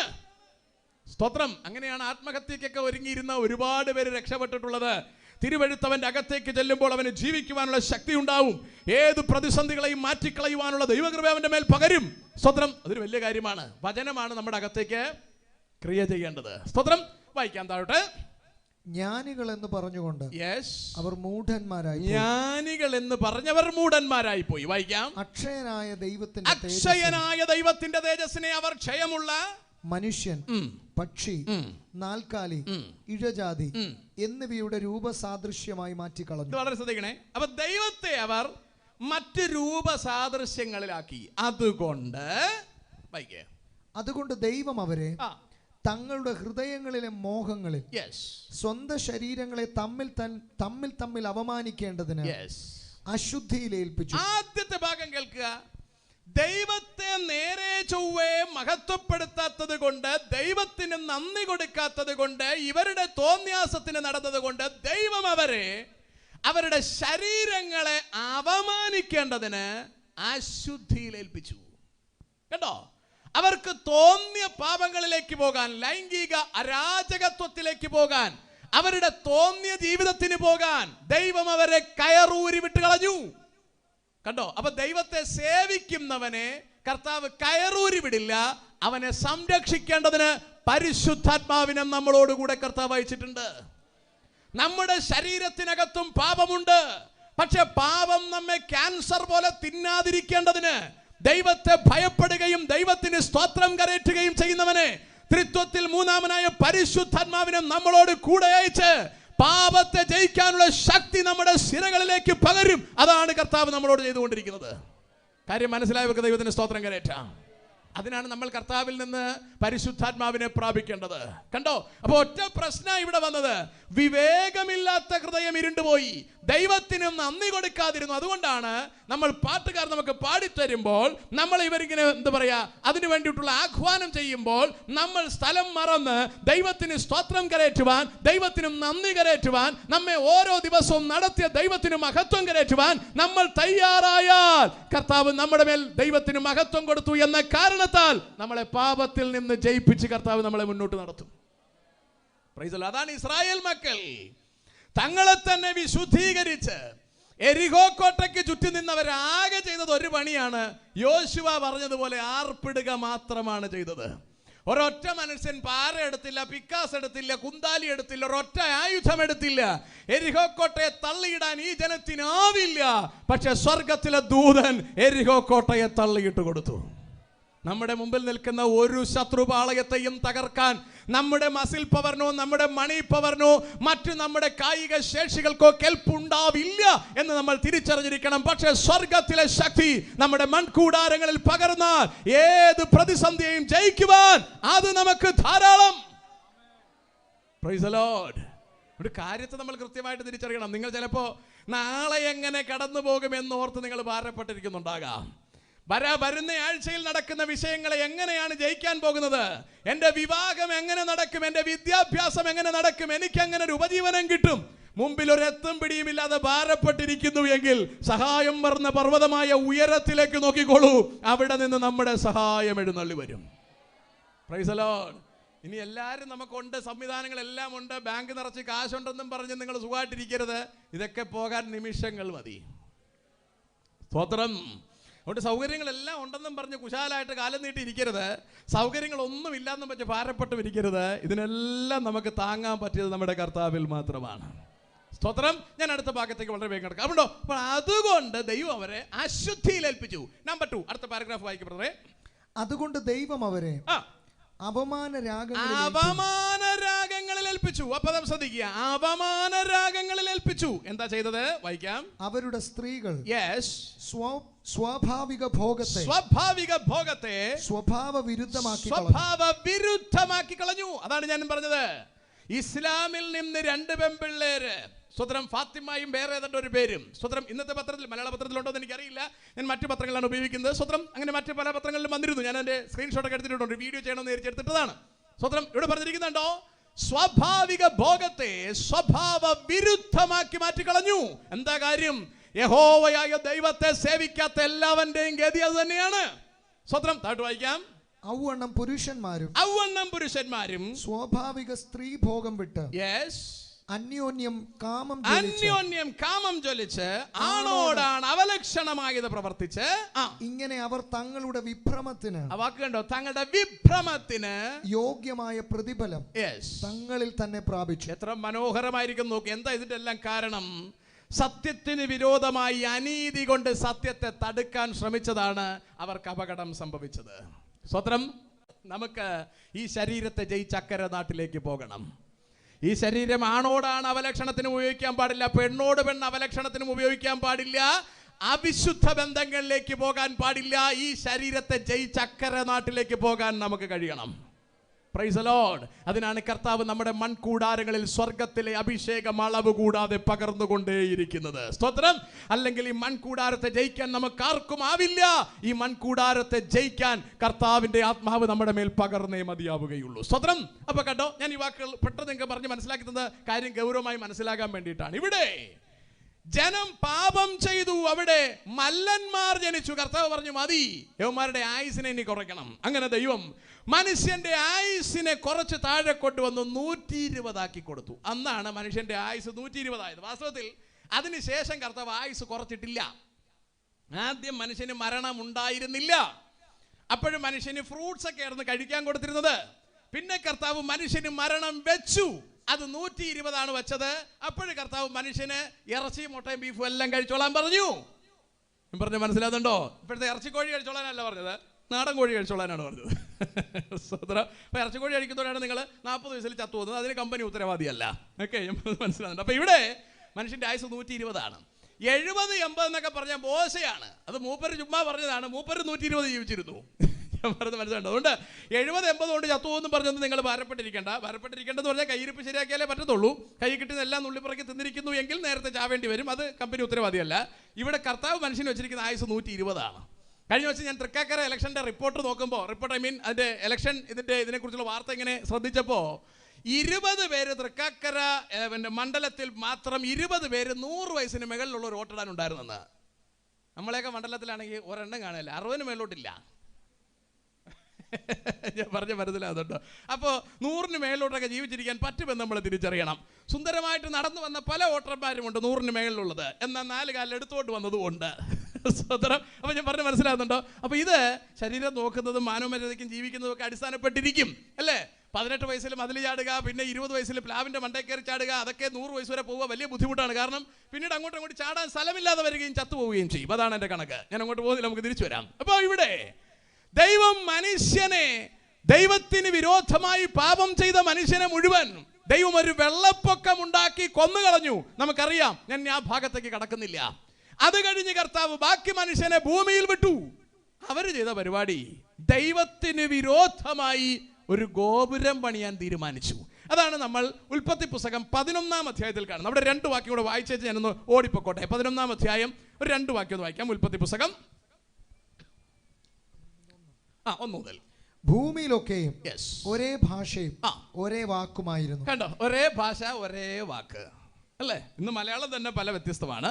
തമിഴ് പിന്നെ പറയുകയും വേണ്ട അല്ലേ? ഇവിടെയൊക്കെ വരുമ്പോൾ നിങ്ങൾ തമിഴും അല്ല മലയാളവും അല്ല. അതാണ് അതിന്റെ പ്രത്യേകത. ഓക്കെ, വായിക്കാം. എന്നാൽ അവർ കിഴക്കോട്ട് യാത്ര ചെയ്ത് ഷിനാർ ദേശത്ത് ഒരു സമഭൂമി കണ്ട് അവിടെ കുടിയിരുന്നു. വായിക്കാം. അവർ തമ്മിൽ വരുവൻ നാം ഇഷ്ടിക അറുത്ത് ചുടുക എന്ന് പറഞ്ഞു. അങ്ങനെ അവർ ഇഷ്ടിക കല്ലായും പശമണ്ണ് കുമ്മായമായും ഉപയോഗിച്ചു. വായിക്കാം. വരുവൻ നാം ഭൂതലത്തിലൊക്കെയും ചിതറിപ്പോകാതിരിപ്പാൻ ഒരു പട്ടണവും ആകാശത്തോളം എത്തുന്ന ഒരു ഗോപുരവും പണിക. ആദ്യമായി ദൈവത്തിനെതിരായി പട്ടണം പണിയും ഗോപുരം പണിയും നടക്കുകയാണ്. ഇന്നിത് നാട്ടിലുടനീളമുണ്ട്. രാഷ്ട്രീയ പാർട്ടിക്കാർ മുഴുവൻ ചെയ്യുന്ന ഇതാണ്. ദൈവത്തിനെതിരായി ഗോപുരം പണിയലും പട്ടണം പണിയലുമാണ്. വരുവിൻ നമുക്ക് ഒരുമിച്ച് നിൽക്കാം അല്ലേ? കേരളത്തിൽ നിന്ന് വമ്പൻ ശക്തികളാണ് ഡെവലപ്പ് ചെയ്തുകൊണ്ടിരിക്കുന്നത്. DYFI അല്ലെങ്കിൽ കമ്മ്യൂണിസ്റ്റ് ഒരു വളരെ ശക്തിയായി വളരുകയാണ്. എന്ന് പറഞ്ഞാൽ നമുക്കിപ്പോൾ പട്ടാളം നമുക്കുള്ളതുപോലെ ഇവർ യൗവനക്കാരെ പട്ടാളത്തുകാരെ പോലെ ശീലിപ്പിച്ചെടുക്കുകയാണ്. എന്ന് പറഞ്ഞാൽ പട്ടാളക്കാരെ പോലെ എല്ലാ സംവിധാനവും അവർക്കില്ല, എങ്കിലും തമ്മിലടിച്ച് ചാവാനുള്ള സെറ്റപ്പൊക്കെ അവർക്കുണ്ട്. ഞാൻ പറഞ്ഞ മനസ്സിലാകുന്നുണ്ടോ? 2 പിന്നെ BJP അവരും അങ്ങനെ തന്നെ ഒരു വലിയ ഗ്രൂപ്പിനെ യൗവനക്കാരെ തയ്യാറെടുത്ത് പട്ടാളത്തെ പോലെ തയ്യാറെടുത്ത് വെച്ചിരിക്കുകയാണ്. 3ാമത്തെ ഗ്രൂപ്പാണ് ഇസ്ലാം. അവരും ഇതുപോലെ തയ്യാറെടുത്ത് വെച്ചിരിക്കുകയാണ്. അതാണ് അതിലെ ആമ്പിള്ളേര് റോഡിൽ നിന്ന് വിളിക്കുകയാണ്, വാടാ കൊല്ലാൻ തയ്യാറാണെന്ന് പറയുക മാത്രമല്ല വെട്ടിച്ചാവുകയാണ്. ഞാൻ പറഞ്ഞത് മനസ്സിലാകുന്നുണ്ടോ? ഈ സ്പിരിറ്റ് എവിടെ നിന്ന് വന്നു എന്ന് ചോദിച്ചാൽ നിമ്രോദിൽ നിന്ന് വന്നതാണ്.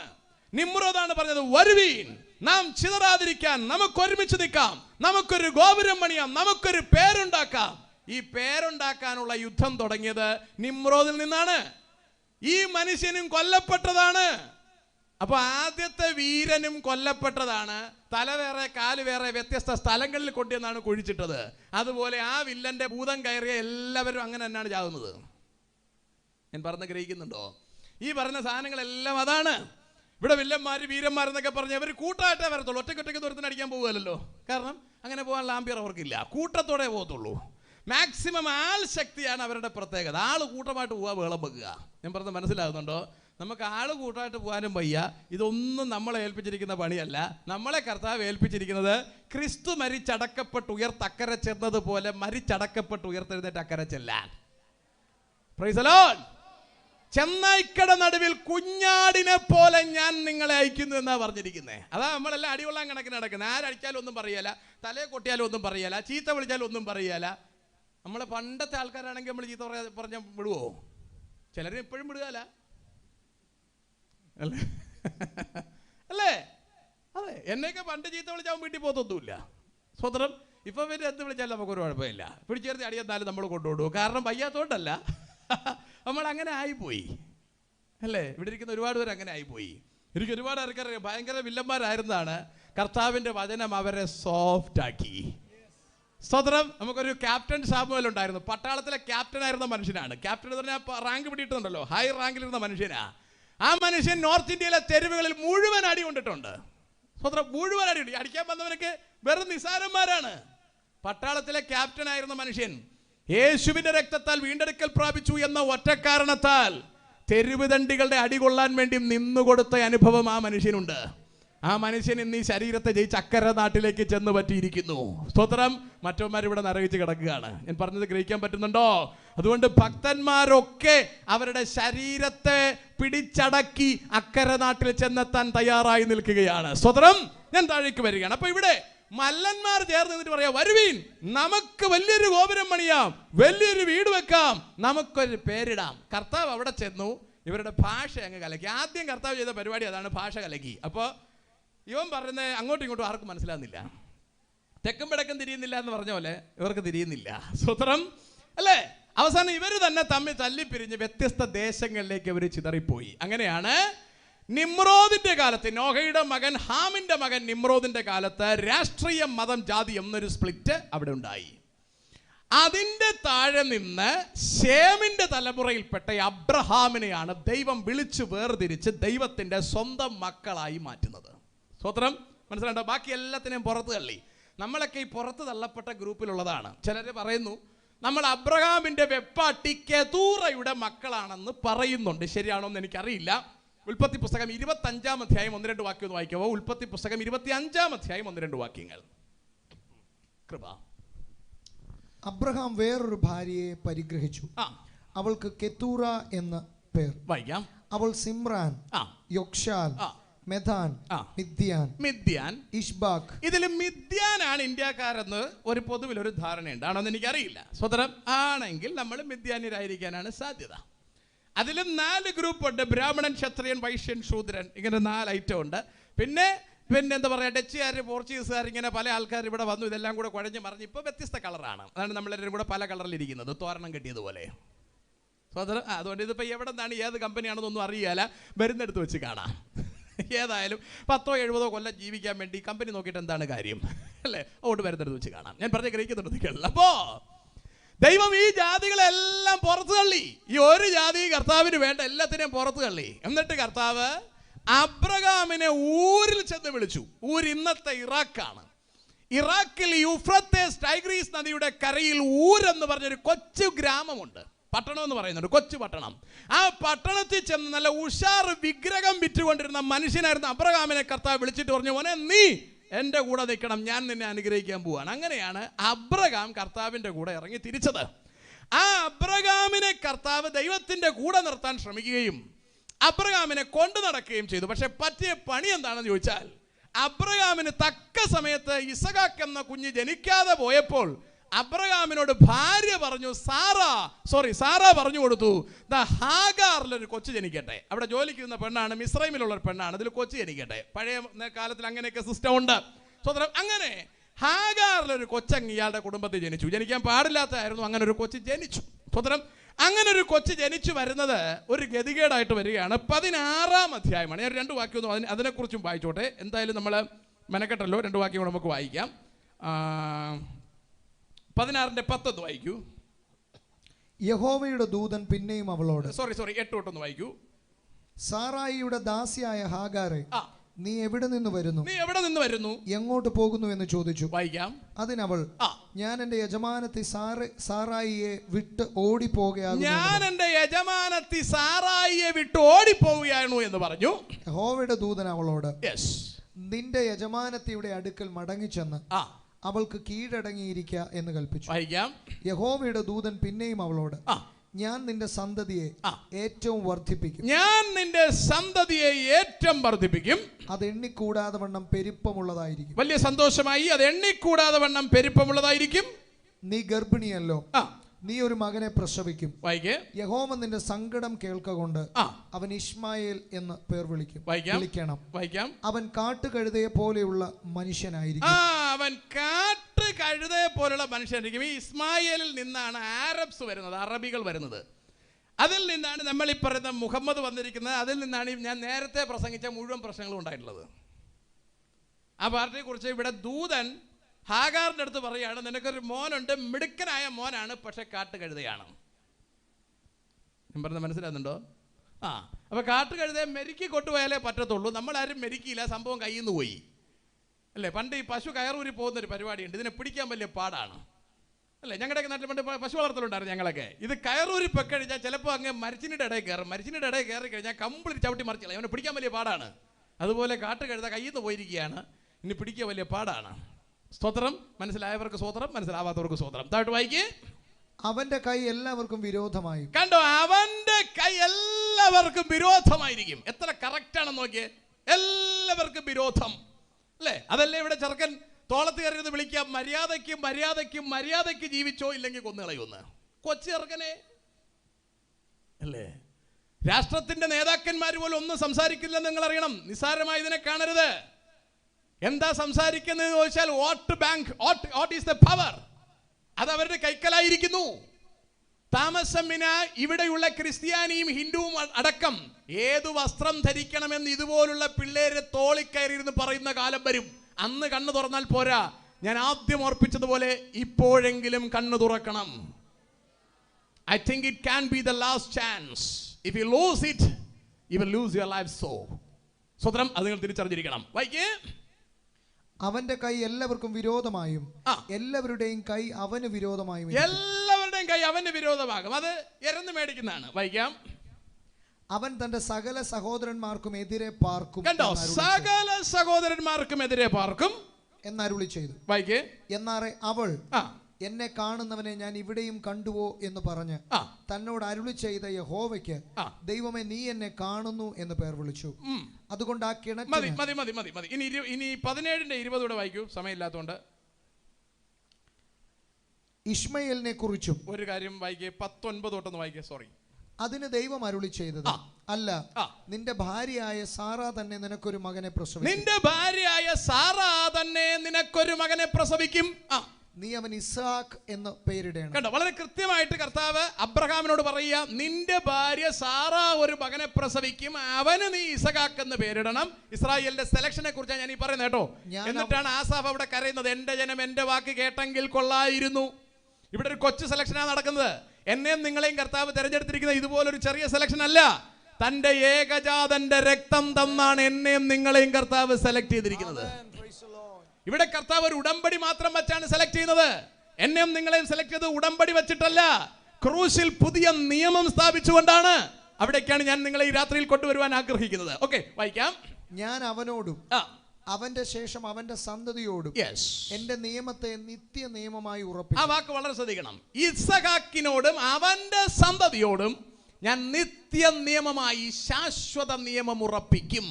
ഇന്നും അത് ഉറപ്പിച്ചിട്ടില്ല, അത് ഉറപ്പിക്കാനായി പോകുന്നതേ ഉള്ളൂ. അത് ഉറപ്പിക്കുന്നതിന് മുമ്പാണ് ഞാനും നിങ്ങളും പാർത്തിരിക്കുന്നത്. സ്തോത്രം. ദൈവത്തിന്റെ സ്വന്തം ജനത്തിനു വേണ്ടി ദൈവം ഒരുക്കി വച്ചിരിക്കുന്ന വലിയ മഹനീയ പദവിയിലേക്ക് നമ്മളെയും ഭാഗമാക്കുവാൻ ദൈവത്തിന് കൃപ തോന്നിയിരിക്കുന്നു. പൗലോസ് അതെടുത്ത് കൊലോസ്യർക്ക് എഴുതുമ്പോൾ ഇങ്ങനെ പറഞ്ഞു, ഇരുട്ടിന്റെ മക്കളായിരുന്ന നമുക്ക് വെളിച്ചത്തിന്റെ മക്കൾക്കുള്ള അവകാശം തരുവാൻ നമ്മളെ പ്രാപ്തരാക്കി മാറ്റിയിരിക്കുന്നു. സന്തോഷമുള്ളവർക്ക് ദൈവത്തിന് സ്തോത്രം ചെയ്യാം. ഇരുട്ടിന്റെ മക്കളായ നമ്മളെ വെളിച്ചത്തിന്റെ മക്കൾക്കുള്ള അവകാശം തരുവാൻ മഹാദൈവത്തിന് കൃപ തോന്നിയിട്ട് തന്റെ ഏകജാതന്റെ രക്തം കൊണ്ട് നമ്മളെ ശുദ്ധീകരിച്ച് ദൈവത്തിന്റെ മക്കളാക്കി മാറ്റിയിരിക്കുന്നു. എത്ര ഭാഗ്യം ഇത്! Price the Lord. ഇത് ഭാഗ്യമുള്ളതല്ലേ? അങ്ങനെയുള്ളവർക്ക് സ്തോത്രം പറയാം. യെസ്, ഇത് ഭാഗ്യമുള്ളതാണ്.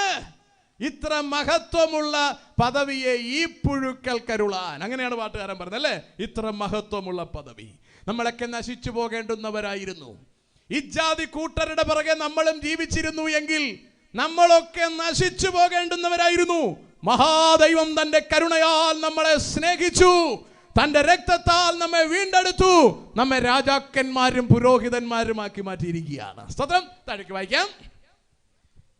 ഇശ്മയേലിനെ കുറിച്ചും ഞാൻ നിന്റെ അപേക്ഷ കേട്ടിരിക്കുന്നു. ഈ വാക്ക് കേട്ടോണം. ഇനി വേറെ മോനെ കുറിച്ച് പറയാ, ഇസ്മായിലിനെ കുറിച്ച് പറയാ. അവനെ കുറിച്ചും ഞാൻ നിന്റെ അപേക്ഷ കേട്ടിരിക്കുന്നു. ഞാൻ അവനെ അനുഗ്രഹിച്ച് അത്യന്തം സന്താന പുഷ്ടിയുള്ളവനാക്കും. ഞാൻ അവനെ സന്താന പുഷ്ടിയുള്ളവനാക്കും. അതാണ് ഇപ്പൊ അവർക്ക് സന്താനം ജനിപ്പിക്കലാണ് പണി, വേറെ ജോലിയില്ല.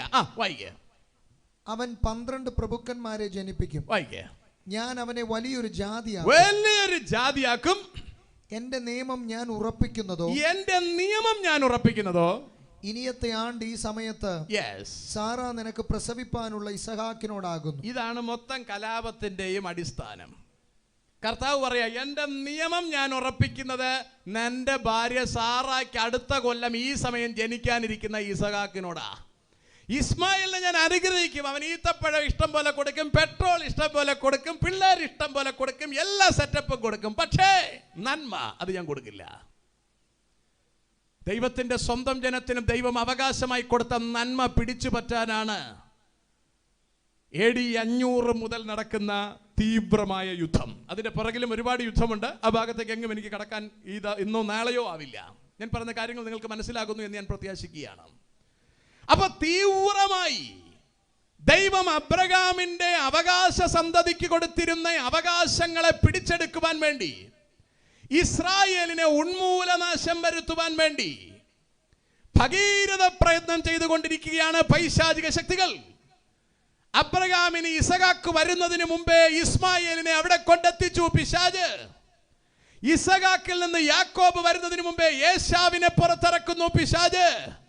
അവിടെ നിന്നും അബ്രഹാമിന്റെ വാഗ്ദത്ത സന്തതിയായി വരുന്ന ഇസഹാക്ക് ബുദ്ധിയോടുകൂടി യാക്കോബ് ബുദ്ധിയോടുകൂടി ഏശാവിന്റെ കയ്യിൽ നിന്ന് അവൻ കൈക്കലാക്കിയിരുന്ന ജ്യേഷ്ഠാവകാശത്തെ കൈക്കലാക്കുന്നു. അവിടെയും പ്രശ്നം തീരുന്നില്ല.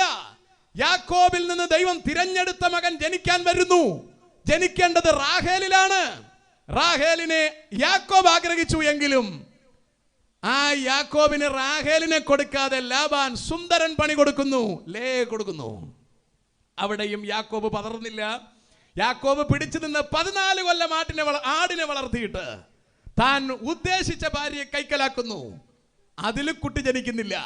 പിന്നെ അതിൽ ജനിക്കുകയാണ് ജനിക്കേണ്ടവൻ ജോസഫ്. മനസ്സിലാകുന്നു എന്ന് ഞാൻ പ്രത്യാശിക്കുന്നു. എത്ര റിസ്ക് കടന്നു പോകുന്നു എന്ന് കണ്ടോ. ജോസഫിനെ കൊന്നുകളയാൻ കൊച്ചുകാലം മുതൽ ശ്രമം. എല്ലാ ശ്രമങ്ങളും പരാജയപ്പെടുന്നു. ജോസഫ് ഒടുവിൽ ഈജിപ്തിലെ മന്ത്രിയായി മാറുന്നു. ജോസഫ് സിംഹാസനത്തിലിരുന്ന് തന്റെ സഹോദരന്മാർക്ക് വെളിപ്പെടുത്തുമ്പോൾ പറയുന്ന ഒരു കാര്യമുണ്ട്. എന്നെ നിങ്ങൾ ഇവിടേക്ക് വിറ്റതിൽ ഭാരപ്പെടണ്ട. നിങ്ങളല്ല, ദൈവമത്രേ എന്നെ ഇവിടേക്ക് കൊണ്ടുവന്നത്. നിങ്ങൾക്ക് ജീവൻ ഉണ്ടാകുവാൻ ദൈവം എന്നെ ഇവിടേക്ക് അയച്ചിരിക്കുന്നു. എത്ര മനോഹരമെന്ന് നിങ്ങൾ ആലോചിച്ച് നോക്കൂ. ആ ജോസഫിനെ വെച്ച് കർത്താവ് ഇസ്രായേലിനെ ഈജിപ്തിൽ സ്ഥാനമുറപ്പിക്കുന്നു. അങ്ങനെയാണ് ദൈവം ഇസ്രായേലിനെ തെരഞ്ഞെടുക്കുന്നത്. കാര്യങ്ങൾ നിങ്ങൾക്ക് ഒരു പരിധിവരെ മനസ്സിലായിട്ടുണ്ടാകും എന്ന് ഞാൻ പ്രതീക്ഷിക്കുന്നു. സ്തോത്രം. ഇസഹാക്കിന്റെ കാലത്ത് ഇസ്രായേൽ എന്ന ജനം ഉണ്ടാകുന്നു. ജോസഫിന്റെ കാലത്ത് 1876 BC അവർ ഈജിപ്തിലേക്ക് പോകുന്നു. 430 കൊല്ലം അവിടെ പാർത്തിട്ട് 1446 ഇസ്രായേൽ മടങ്ങി വരുന്നു. സ്വതന്ത്രം. മോശയാണ് ഇസ്രായേൽ മക്കളെ തിരിച്ചു കൊണ്ടുവരുന്നത്. മോശ വഴിക്ക് വെച്ച് മരിക്കുന്നു. പിന്നീടത്തെ വഴി യോശുവയാണ് കൊണ്ടുപോകുന്നത്. നിങ്ങൾക്ക് കഥകളെല്ലാം അറിയാം എന്നതുകൊണ്ടല്ല ഞാൻ വിട്ടുപോകുന്നത്. 2 മണിക്കൂർ കൊണ്ട് ഇന്ന് നാളെയും കൂടെ കൊണ്ട് 2-2.5 മണിക്കൂർ എനിക്ക് കിട്ടത്തുള്ളൂ. ആ സമയത്തിനകത്ത് വെച്ചുകൊണ്ട് ഒറ്റ ശ്വാസത്തിൽ ഞാൻ ഉദ്ദേശിക്കുന്ന ഭാഗം എത്ര എനിക്ക് പറഞ്ഞു തീർക്കണം. രണ്ടാമത്തെ വരവിന് വേണ്ടിയിട്ടുള്ള ക്രമീകരണം മുഴുവൻ എനിക്ക് ഒറ്റ ശ്വാസത്തിൽ പറഞ്ഞു വെക്കും വേണം. ഇന്ന് നടക്കില്ല, നാളെയും കൂടി കൊണ്ട്. സ്തോത്രം. അപ്പം ഞാൻ പറഞ്ഞു വരുന്നത്, ദൈവം ഇസ്രായേലിന് ഇത്ര റിസ്ക് എടുത്ത് തയ്യാറാക്കി കൊണ്ടുവരികയാണ്. യോശുവ ജനത്തെ നടത്തി കനാൻ നാട്ടിൽ കൊണ്ടെത്തിച്ചു. 31 രാജാക്കന്മാരെ കൊന്നാണ് ദേശം പിടിച്ചെടുക്കുന്നത്. ചില്ലറ യുദ്ധമല്ല കർത്താവ് നടത്തിയിട്ടുള്ളത്. അതാണ് ഇന്ന് മുഹമ്മദിന്റെ ആൾക്കാർ ചോദിക്കുന്നത്. നിങ്ങൾ ഇവിടെ യുദ്ധം നടത്തിയിട്ടുണ്ടല്ലോ. എടോ, ഇസ്രായേലിന് വേണ്ടി ദൈവം നടത്തിയ യുദ്ധം അവന്റെ അവകാശത്തെ അടിച്ചു മാറ്റാൻ നോക്കിയ ജനത്തെ നിഷ്കാസനം ചെയ്തതാണ്. അത് നടത്തേണ്ട യുദ്ധമാണ്. അവകാശത്തെ പിടിച്ചെടുക്കാൻ വേണ്ടി നടത്തുന്ന യുദ്ധം നടത്തേണ്ടുന്ന യുദ്ധമല്ല. സ്തോത്രം. അവകാശം കൊണ്ടുപോയവനിൽ നിന്ന് തിരിച്ചു പിടിക്കാൻ നടത്തുന്ന യുദ്ധമാണ് നടത്തേണ്ടുന്ന യുദ്ധം. സ്തോത്രം. അതാണ് കർത്താവ് നടത്തിക്കൊണ്ടിരിക്കുന്നത്. ഇനിയും ഇസ്രായേൽ ആ യുദ്ധത്തിനായി ഒരുങ്ങിക്കൊണ്ടിരിക്കുകയാണ്. നമ്മൾ ഇന്ന് കണ്ടുകൊണ്ടിരിക്കുന്ന റഷ്യ-യുക്രൈൻ യുദ്ധം താമസിയാതെ ഒരു വല്ലാത്ത ഘട്ടത്തിലേക്ക് മാറാനാണ് സാധ്യത. സ്തോത്രം. ഈ അടിയാണ് നമ്മൾ ഈ കാണുന്ന യോശുവ കനാനിൽ തുടങ്ങി വെച്ച അടിയാണ് ഇപ്പൊ റഷ്യയിൽ നടക്കുന്ന അടി. ഞാൻ പറഞ്ഞ മനസ്സിലാണ്ടോ? ഇത് എത്രത്തോളം നിങ്ങൾക്ക് ലിങ്ക് ആവുമെന്ന് എനിക്കറിയില്ല. ഞാൻ ഒറ്റ വാക്കിൽ വേണമെങ്കിൽ ഒറ്റ ശ്വാസത്തിൽ പറഞ്ഞ് അവിടെ ഞാൻ നിർത്താം. സ്തോത്രം. യോശുവ ആ ദേശം തിരിച്ചു പിടിക്കാൻ വേണ്ടി നടത്തിയ ഒരു യുദ്ധമാണിത്. ഇന്ന് നിങ്ങൾക്കറിയാം, ഇന്ന് യുക്രൈൻ റഷ്യ വാർ ഉഷാറായി നടന്നുകൊണ്ടിരിക്കുകയാണ്. ഈ കഴിഞ്ഞ ആഴ്ചയിലൊക്കെ ഏറെക്കുറെ യുദ്ധം തീരുമെന്ന മട്ടിലെത്തുമ്പോൾ ഇന്നലെയോ മെനങ്ങാന്നോ അമേരിക്കൻ പ്രസിഡന്റ് ജോ ബൈഡൻ ഒരു പുതിയ സെറ്റപ്പ് മുമ്പിലോട്ട് വച്ചിരിക്കുന്നു. അയാള് ഉക്രൈന് വാക്ക് കൊടുത്തിരിക്കുന്നു, നിങ്ങൾക്ക് യുദ്ധോപകരണങ്ങൾ ഞങ്ങൾ തരാം എന്ന് പറഞ്ഞാൽ യുദ്ധോപകരണങ്ങൾ തീർന്നു പോയെങ്കിൽ ബാക്കി ഞങ്ങൾ തരാമെന്ന്. എന്ന് പറഞ്ഞാൽ അടി ഇപ്പോൾ അവസാനിക്കേണ്ട, ലെറ്റ്സ് ക്യാരി ഓൺ, അത് തുടരട്ടെ എന്ന് പറഞ്ഞാൽ അത് ഇംഗ്ലീഷ് പത്രങ്ങൾ ഇങ്ങനെയാണ് പറഞ്ഞത്, എരുത്തിയിൽ എണ്ണ ഒഴിക്കുക എന്നാണ് അവരതിന് ടൈറ്റിൽ കൊടുത്തിരുന്നത്. ഞാനത് വായിച്ചിങ്ങനെ ചിന്തിക്കുകയായിരുന്നു. യുദ്ധം അവസാനിച്ചു എന്ന് പറയുകയാണ്, വചനം പറയുകയാണ്. സമാധാനം സമാധാനം എന്ന് പറയുമ്പോൾ അത് ഗർഭിണിക്ക് പ്രസവ വേദന വരും പോലെയാണ്. എന്ന് പറഞ്ഞാൽ പ്രസവിക്കാൻ വേണ്ടി ആരംഭിച്ച വേദന അത് ചുമ്മാതങ്ങ് തീരില്ല, അത് കൂടും കുറയും, പക്ഷേ അത് പ്രസവിച്ച് തന്നെ ആകണം. എന്ന് പറഞ്ഞാൽ ലോകത്തെ ആസകലം വിഴുങ്ങുവാൻ പോകുന്ന ഒരു ലോക മഹായുദ്ധം അത് നടക്കില്ലെന്ന് പറഞ്ഞ് ലോകരാഷ്ട്രങ്ങൾ സമാധാന സന്ധി കയറിയിറങ്ങി ഒപ്പുവെക്കുമ്പോഴും എല്ലാ രാജ്യങ്ങളും യുദ്ധക്കോപ്പുകൾ വാരിക്കൂട്ടുന്നത് ഇവിടെ വേറെ പരിപാടിക്കൊന്നുമല്ല, തമ്മിലടിച്ച് ചാകാൻ തന്നെയാണ്. ആ യുദ്ധങ്ങൾ രാജ്യങ്ങൾ ഒരുമിച്ച് കത്തിക്കടരുന്നതിന് തൊട്ടു മുമ്പ് നമ്മുടെ കർത്താവ് തനിക്കായി കാത്തിരിക്കുന്ന തന്റെ മക്കളെ അക്കരെ നാട്ടിലേക്ക് കടത്തും. അതിനു വേണ്ടിയിട്ടുള്ള കാഹളം ധ്വനിക്കുവാൻ സമയമെടുത്തിരിക്കുന്നു. യുക്രൈൻ നിങ്ങൾക്കറിയാം, യുക്രൈനും ക്രിമിയയും എല്ലാം പണ്ടത്തെ സോവിയറ്റ് യൂണിയന്റെ ഭാഗങ്ങളായിരുന്നവകളാണ്. സോവിയറ്റ് യൂണിയനെ തകർക്കുക എന്ന ഉദ്ദേശത്തോടു കൂടി രണ്ടാം ലോക മഹായുദ്ധാനന്തരം വെസ്റ്റിലുള്ള രാജ്യങ്ങൾ എല്ലാവരും കൂടി ചേർന്നാണ് നാറ്റോ എന്നൊരു സഖ്യം ഉണ്ടാക്കി വെച്ചിരിക്കുന്നത്.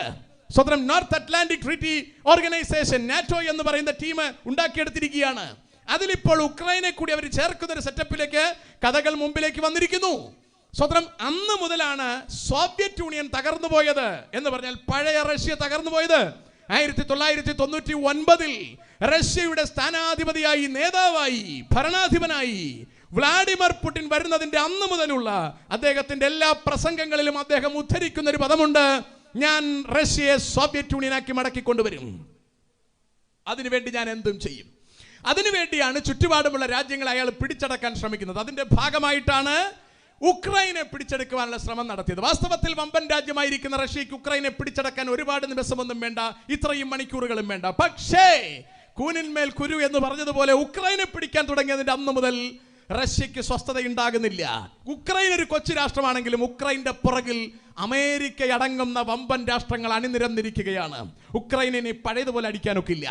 ഉക്രൈനെ അന്ന് അടിച്ചാലും അതിരൂക്ഷമാകും. കാരണം നമ്മൾ അറിയേണ്ട ഒരു പ്രധാനപ്പെട്ട കാര്യം, ഇനി നടക്കാനിരിക്കുന്ന ലോക മഹായുദ്ധം നടക്കേണ്ടത് ഇസ്രായേൽ കേന്ദ്രമായിട്ടാണ്. പക്ഷേ ഉക്രൈനിൽ അടി നടന്നതുകൊണ്ട് നമ്മുടെ ഇസ്രായേലിന് അതുമായിട്ട് ബന്ധപ്പെടാൻ കഴിയില്ല. പക്ഷേ നമുക്ക് എല്ലാവർക്കും ബോധ്യമുണ്ടാകും, ഉക്രൈന്റെ പ്രസിഡന്റ് സെലൻസ്കി ഒരു യഹൂദനാണ്. എന്ന് പറഞ്ഞാൽ ഉക്രൈനെ പരാജയപ്പെടുത്തി പ്രസിഡന്റിനെ കൊല്ലുമെന്ന് പല പ്രാവശ്യം വ്ളാഡിമിർ പുടിൻ ഗീർവാണം മുഴക്കിയിട്ടുണ്ടെങ്കിലും നാളിതുവരെ അത് സംഭവിച്ചിട്ടില്ല. അത് സംഭവിച്ചാൽ കണ്ണടച്ചു തുറക്കുന്നതിന് മുമ്പ് ഈ പറഞ്ഞ ഇസ്രായേലിനും റഷ്യയുമായി യുദ്ധമുണ്ടാകും. ബൈബിൾ പറയുന്നു, ഇസ്രായേലിനെതിരെ യുദ്ധത്തിന് വരുന്ന പ്രധാന കക്ഷി വടക്ക് നിന്ന് റഷ്യയാണ്. സ്വതന്ത്രം യെഹെസ്കേൽ പ്രവചനം 38 പറഞ്ഞിരിക്കുന്നത്. ഞാൻ കാട് കയറി വരുന്നുണ്ടോ എന്ന് എനിക്കൊരു സംശയമുണ്ട്. ഞാൻ സമയം കിട്ടാത്തതുകൊണ്ടാണ് പ്രസംഗം ഇങ്ങനെ ഫിനിഷിംഗിലേക്ക് ഞാൻ കൊണ്ടുവരുന്നത്. സ്വതന്ത്രം യെഹെസ്കേൽ പ്രവചനം 38 അധ്യായം 2 വാക്യം ഒന്ന് വായിക്കാവോ? Thank you Jesus. യെഹെസ്കേൽ പ്രവചനം 38. മനുഷ്യപുത്ര, രോഷ്, മേശക്, തൂബൽ എന്നിവയുടെ പ്രഭുവായ മാഗോഗ് ദേശത്തിലെ ഗോഗിന്റെ നേരെ നീ മുഖം തിരിച്ച് അവനെ കുറിച്ച് പ്രവചിച്ചു പറയേണ്ടത്, യഹോവയായ കർത്താവ് ഇപ്രകാരം അരുളി ചെയ്യുന്നു. രോഷ്, മേശക്, തൂബൽ. രോഷ്, മേശക്, തൂബൽ എന്ന് പറഞ്ഞാൽ ഇന്നത്തെ മധ്യ റഷ്യ. രോഷും മക്കളും ചെന്ന് പാർത്ത സ്ഥലം, തൂബലും മക്കളും ചെന്ന് പാർത്ത സ്ഥലം. തൂബൽ ഇന്നത്തെ സൈബീരിയ, മേശക്കും മക്കളും ചെന്ന് പാർത്ത സ്ഥലം ഇന്നത്തെ മോസ്കോ. പണ്ട് ഈ രാജ്യങ്ങളെല്ലാം ചിതറിക്കിടന്നിരുന്നതാണ്. സോവിയറ്റ് യൂണിയൻ ആയപ്പോഴാണ് ഇവർ ഒരുമിച്ചത്. അതിൽ ഈ 3 രാജ്യം ഒഴികെ ബാക്കി എല്ലാവരും ചിതറിപ്പോയിരിക്കുന്നു.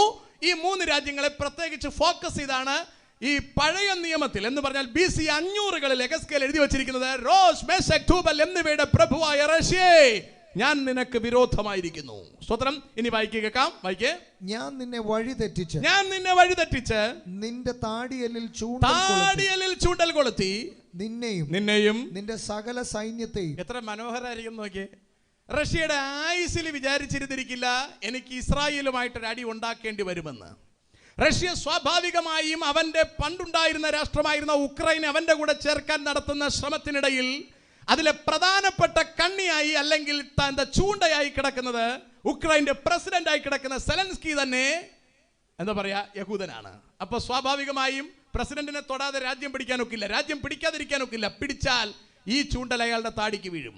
അതാ ബൈബിൾ പറഞ്ഞിരിക്കുന്നത്, ഞാൻ നിന്റെ താടിക്ക് ചൂണ്ടൽ കൊളുത്തി, നിന്നെയും നിന്റെ സകല സൈന്യത്വം എന്ന് പറയുമ്പോൾ ഇന്ന് റഷ്യയെ സപ്പോർട്ട് ചെയ്യുന്ന നമ്മുടെ ഇന്ത്യയും കൂടി ഉണ്ട് എന്ന് നമുക്ക് എല്ലാവർക്കും അറിയാം. സ്വത്രം അങ്ങനെ നമ്മുടെ സുന്ദരമായ ഇന്ത്യയും റഷ്യയുടെ കൂടത്ത് വായിക്കാം. നിന്റെ സകല സൈന്യത്തെയും കുതിരകളെയും ഒട്ടൊഴിയാതെ ഒരെണ്ണം മിച്ചം വെക്കാതെ സർവ്വയായുധ വർഗം ധരിച്ച കുതിരച്ചേവകരെയും എല്ലാ പട്ടാളക്കാരെയും ഒട്ടൊഴിയാതെ വാളും പരിചയം തലക്കോരുകയും ധരിച്ച എടുത്ത ഒരു മഹാസമൂഹത്തെയും അവരോടുകൂടെ ഒട്ടൊഴിയാതെ പരിചയം തലക്കോരുകയും ധരിച്ച പാർസികൾ എന്ന് പറഞ്ഞാൽ ഇന്നത്തെ പേർഷ്യ, ഇറാൻ, വായിക്കാം. കൂശ്യർ എന്ന് പറഞ്ഞാൽ ഈജിപ്റ്റ്, എത്യോപ്യ, വായിക്കാം. പൂത്യരും ലിബിയയാണ്, ഈജിപ്റ്റാണ്, ഐ മീൻ എന്താ പറയാ ആഫ്രിക്കയാണ്, വായിക്കാം. ഗോമരും വായിച്ചോളൂ. അവന്റെ എല്ലാ പടക്കൂട്ടങ്ങളും വടക്കേ അറ്റത്തുള്ള ജർമ്മനിയാണ്. വടക്കേ അറ്റം റഷ്യയുടെ തൊട്ട് താഴെയായിട്ട് വരും ജർമ്മനിയും. വായിക്കാം. അതിന്റെ എല്ലാ പടക്കൂട്ടങ്ങളും ഫുൾ ടീമിന്റെ അടുത്ത് റെഡി ആയിക്കോളാൻ കർത്താവ് പറയാ. വായിക്കേ. എന്നിങ്ങനെ പല ജാതികളെയും നിന്നോടുകൂടെ പുറപ്പെടുമാറാക്കും. ഒരുങ്ങിക്കൊള്ളുക, നീയും നിന്റെ അടുക്കൽ കൂടിയിരിക്കുന്ന നിന്റെ സമൂഹം ഒക്കെയും ഒരുങ്ങിക്കൊള്ളുവിൻ. വായിക്കൂ. നീ അവർക്ക് മേധാവിയായിരിക്കും. റഷ്യയോട് കർത്താവ് പറയാം, നീ ഫ്രണ്ട് നിൽക്കണം, കാരണം നീ നിന്നാലേ അതിനൊരു വൃത്തിയുള്ളൂ. 72-ാം വയസ്സിലും നമ്മുടെ പുടിൻ വളരെ സ്ട്രോങ് ആയിട്ട് നിൽക്കുക. അയാൾ ക്യാൻസർ പേഷ്യന്റ് ആണ്, അതൊന്നും പുള്ളിക്ക് വിഷയമല്ല. എൻ്റെ രാജ്യം ഞാൻ സോവിയറ്റ് യൂണിയൻ ആക്കും, അല്ലേ? നമ്മുടെ പ്രധാനമന്ത്രിയും അങ്ങനെ തന്നെയാണ്, എൻ്റെ രാജ്യം ഞാൻ ഹിന്ദു രാജ്യമാക്കും, ഉഷാറായിട്ട് നിൽക്കുകയാണ്.